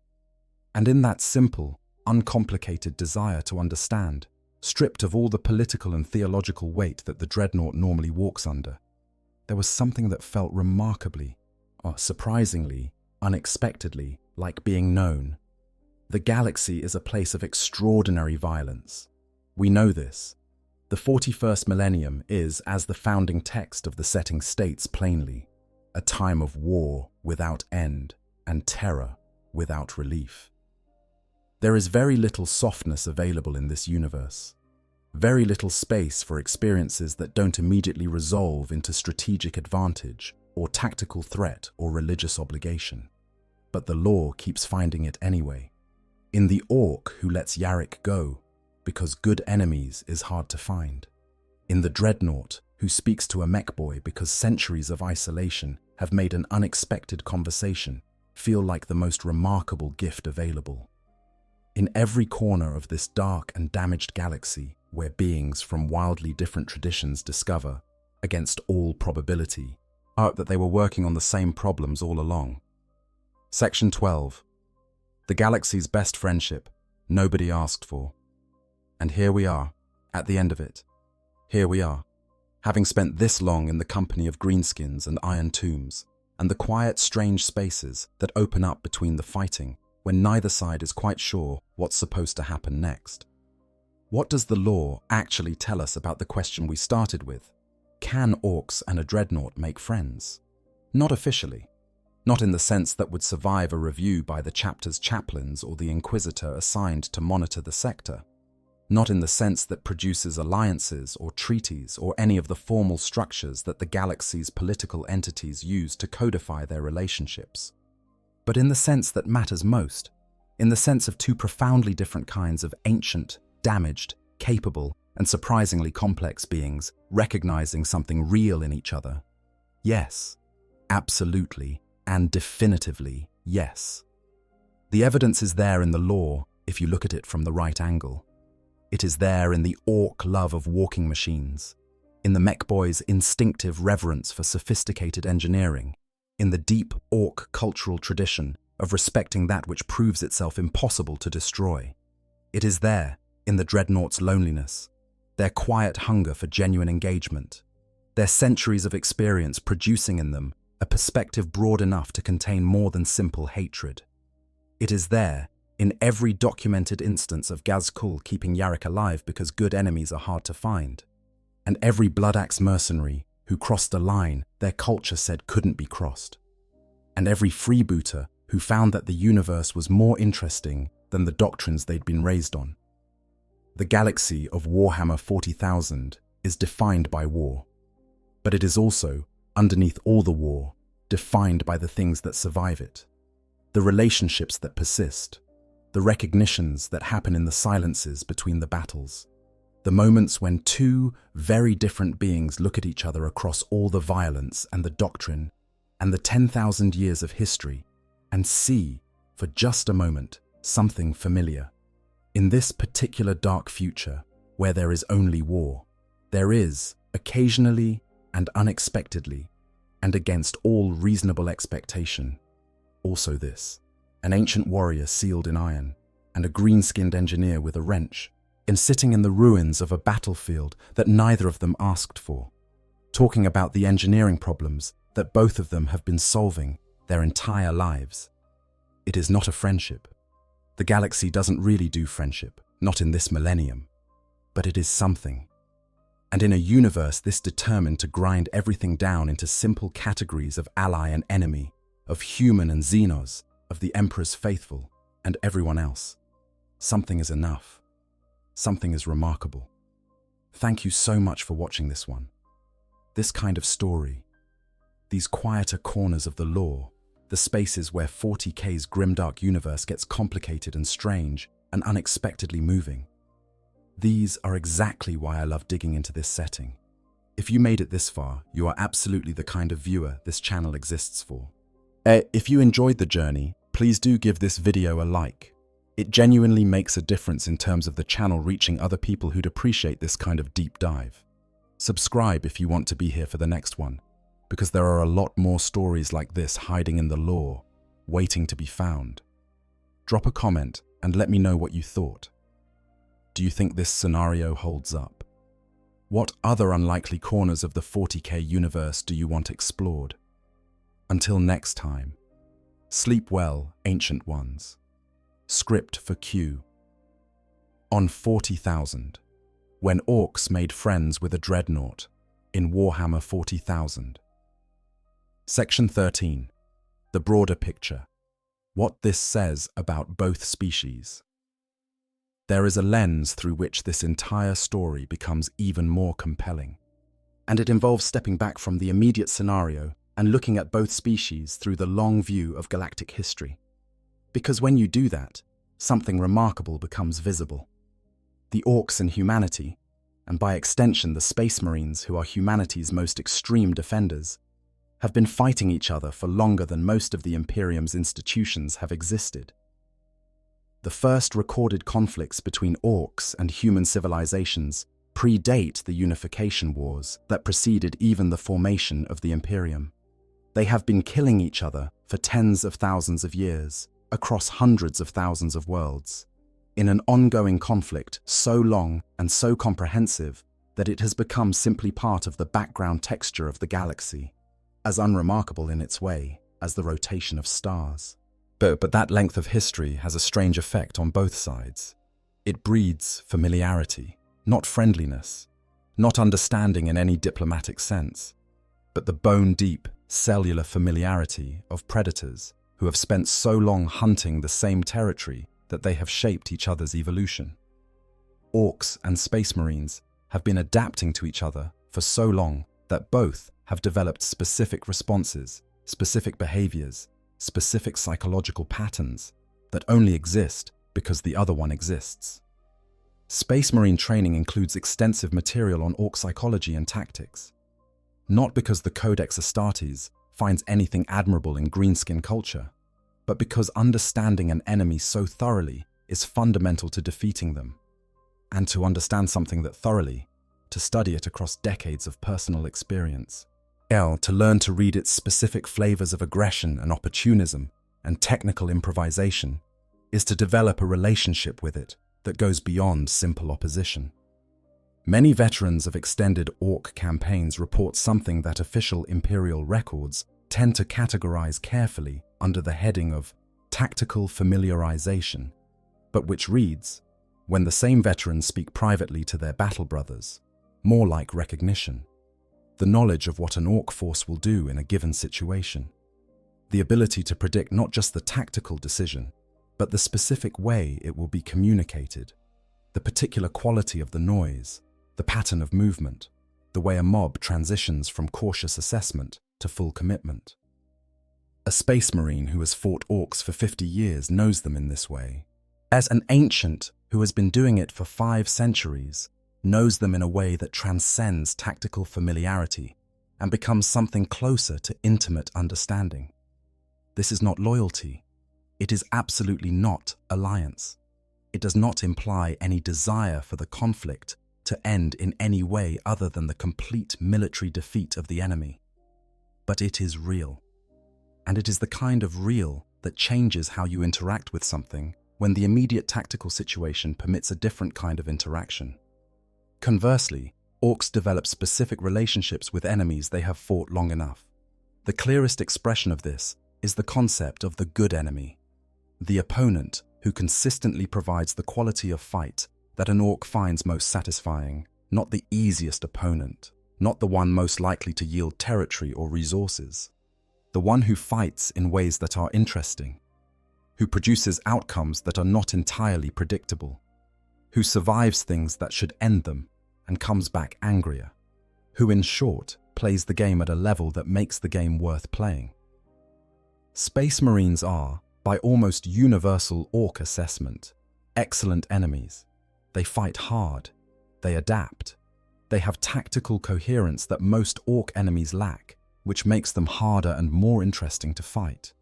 They do not break easily, which means that breaking them is satisfying in a way that breaking easier enemies is not. They carry historical weight. They have been fighting Orks for as long as the Orks can remember fighting them, and this long adversarial history has its own kind of significance in Ork culture, and the Dreadnought specifically, but represents all of these qualities in their most concentrated form. This is a Space Marine who has fought Orks for longer than most Ork warbands have existed, who has outlasted campaigns, outlasted war bosses, outlasted entire epochs of the conflict, who keeps coming back, keeps fighting, keeps refusing the final defeat.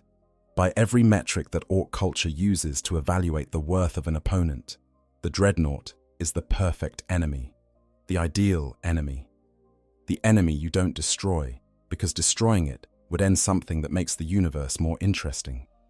The irony is profound and beautiful. The very qualities that make a Dreadnought such a fearsome opponent, the centuries of experience, the accumulated tactical knowledge, the survival through impossible situations, are precisely the qualities that make them, by Ork reckoning, so worth preserving. This is not a galaxy where good things happen to good people, as a rule.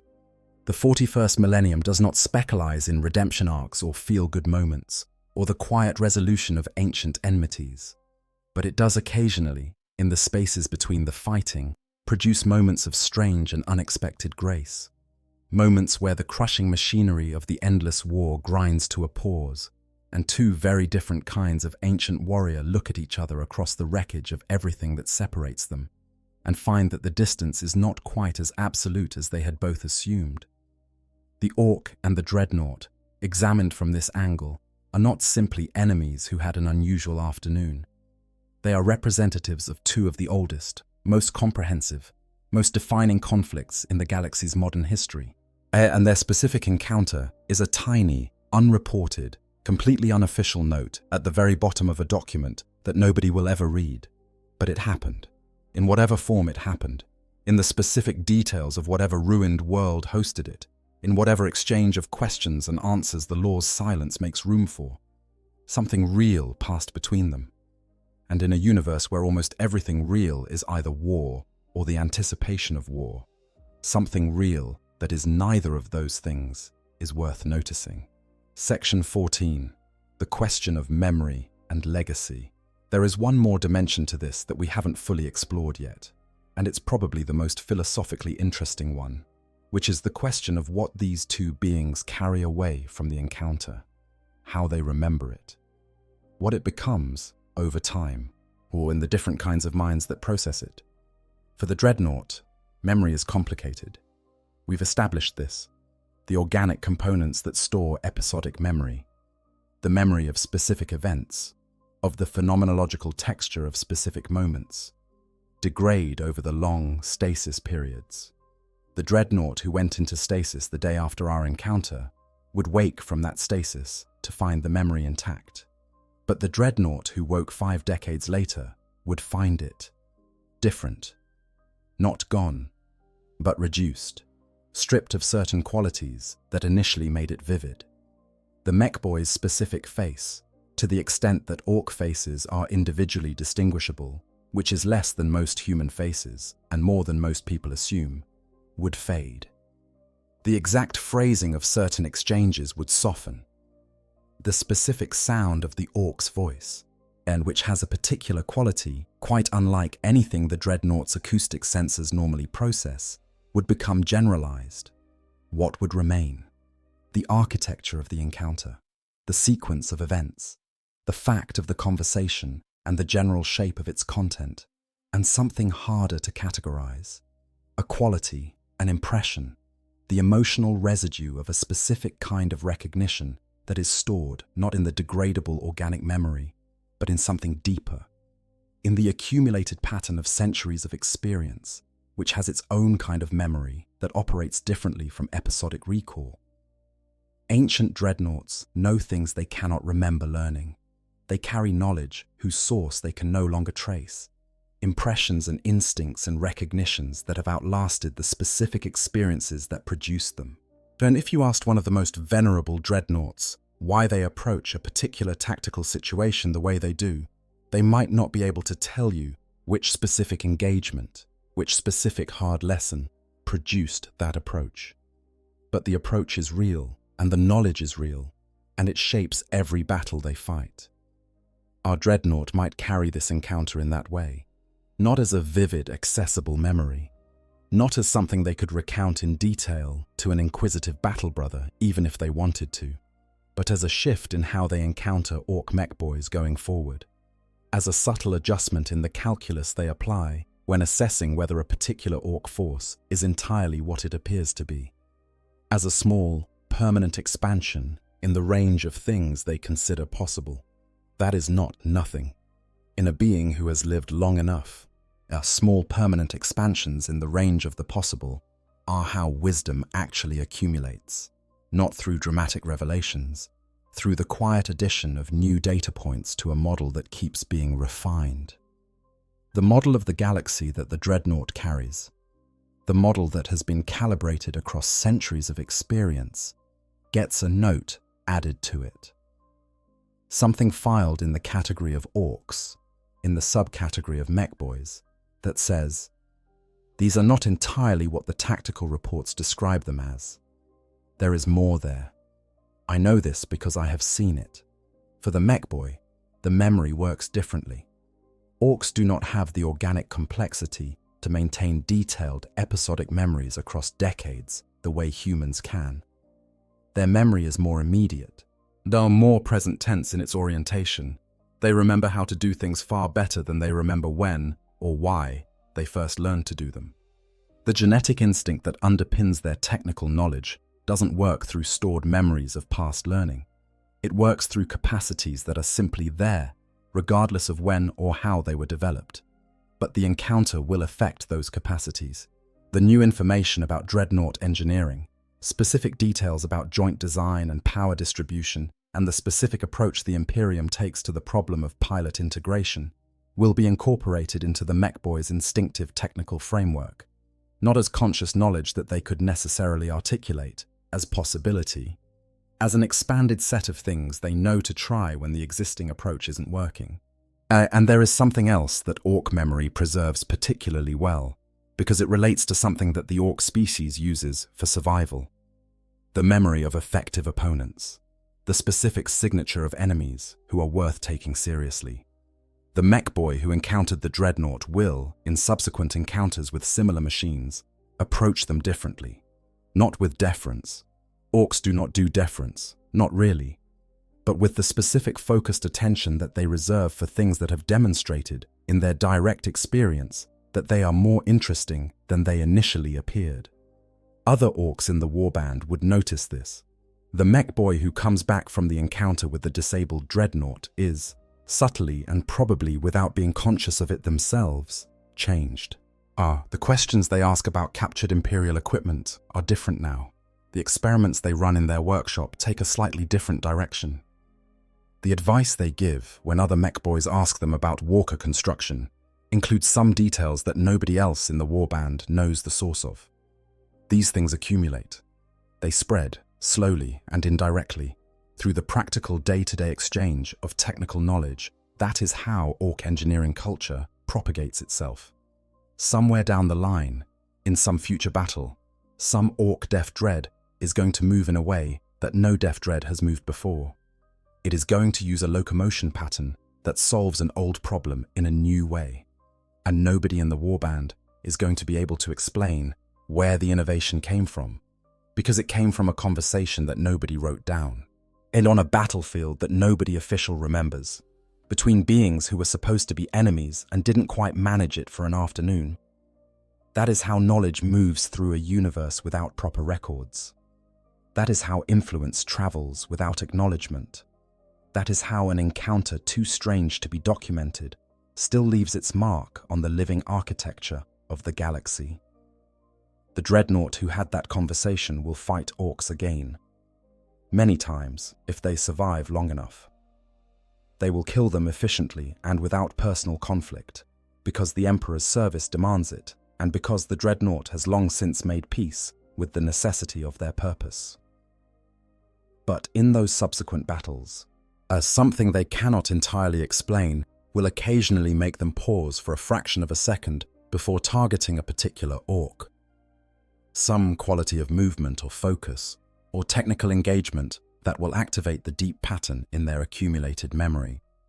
That will say, without words, this one is not entirely what they appear. Pay attention. They probably will not know why they think this. They will act on it regardless. This is the longest-term legacy of our scenario. Not the specific afternoon on the specific ruined world, not the specific conversation, which neither party will ever recount to anyone, but the ripples that spread outward from it, through the decades and centuries of subsequent fighting, altering behavior by fractions too small to measure and too real to deny.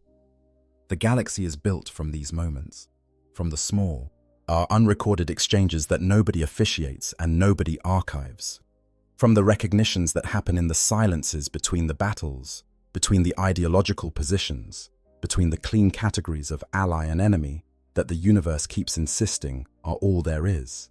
There is always more. The lore, read carefully enough, always points to more. Section 15.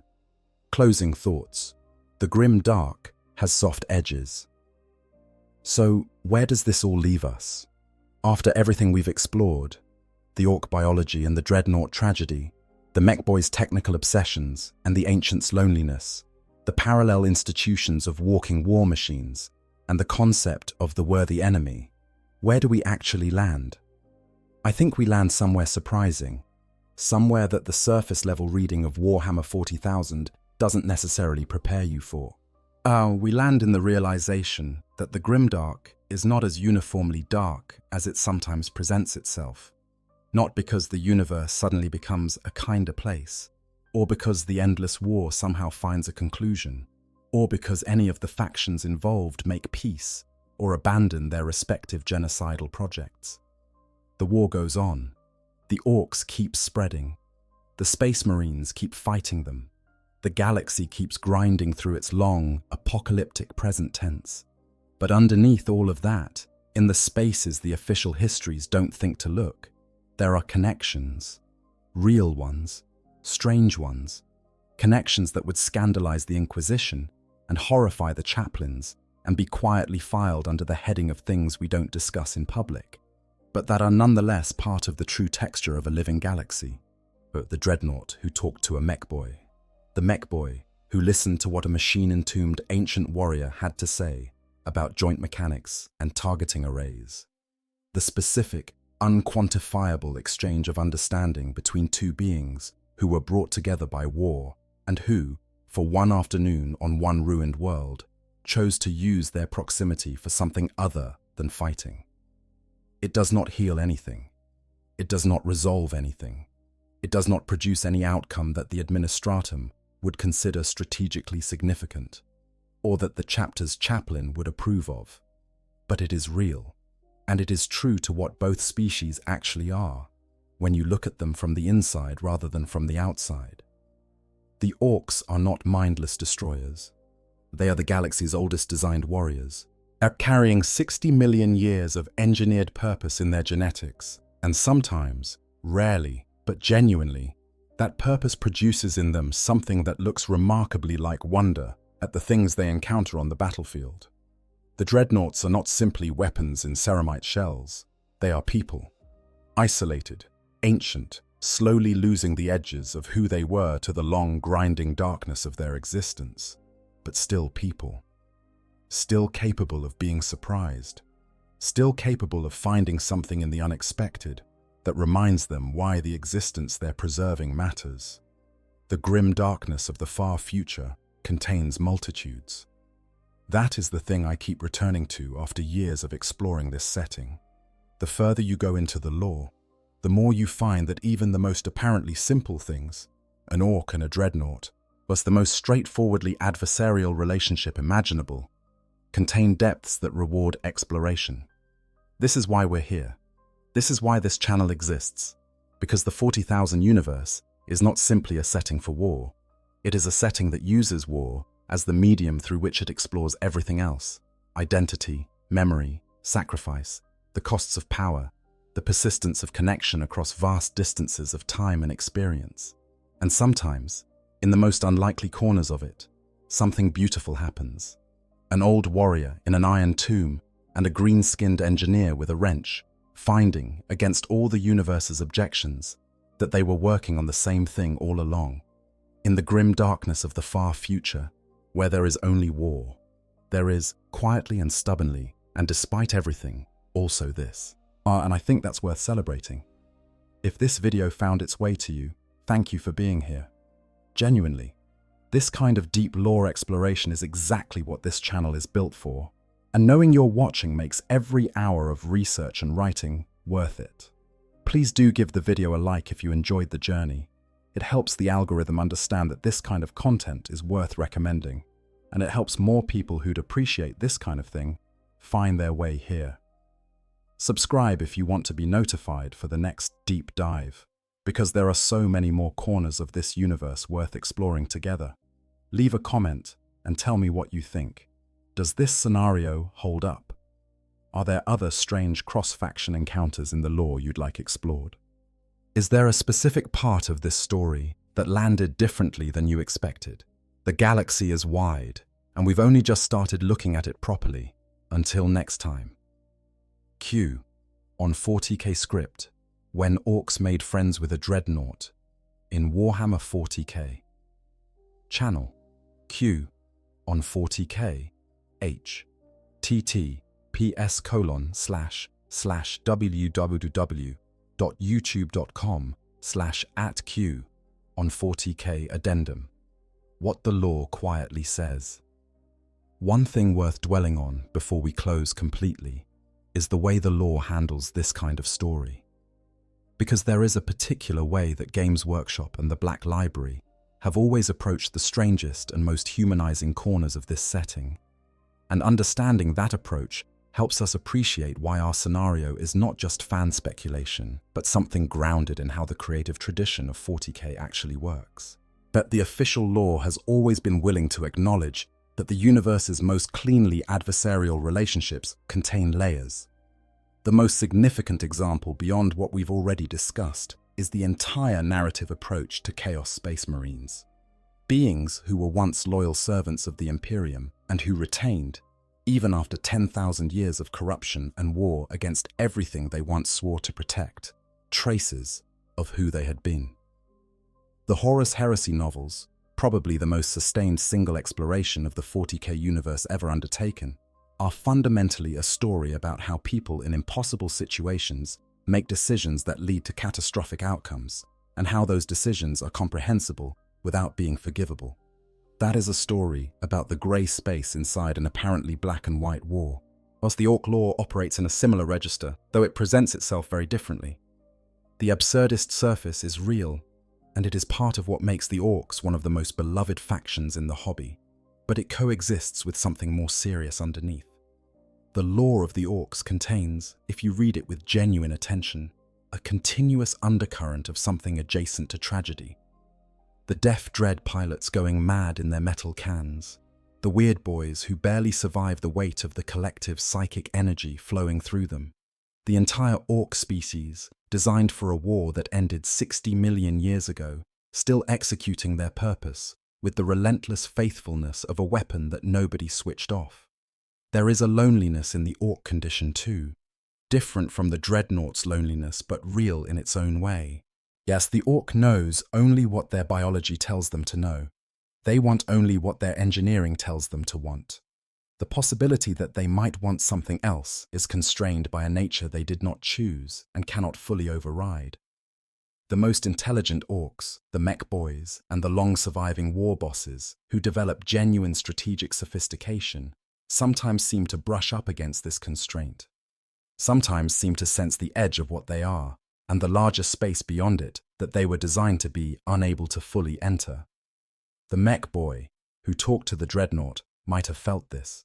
Not in any articulate way, not as existential crisis or philosophical inquiry, but as the specific experience of wanting to continue a conversation that their circumstances were going to prevent them from continuing, as the frustration of having found something genuinely interesting and being required to leave it behind. Orks do not generally experience this kind of frustration.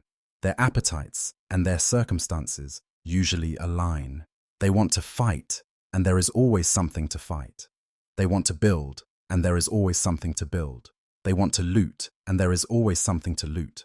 But the want to understand a specific thing in a specific way, the specific wanting of a Mech boy in the middle of a genuinely illuminating technical conversation, that is more refined, more particular, and it can be frustrated in ways that the simpler appetites cannot. What happens to an Ork when they experience this frustration? Probably nothing dramatic. Probably the warband noise and the smell of smoke and the distant sound of whatever the next engagement is building toward pull them back into the current of ordinary Ork existence. And the specific texture of the frustration fades into the background of everything else. But it leaves a mark, invisible, unacknowledged, not the kind of thing an Ork has language for, but there. And this is where our story finds its final resonance.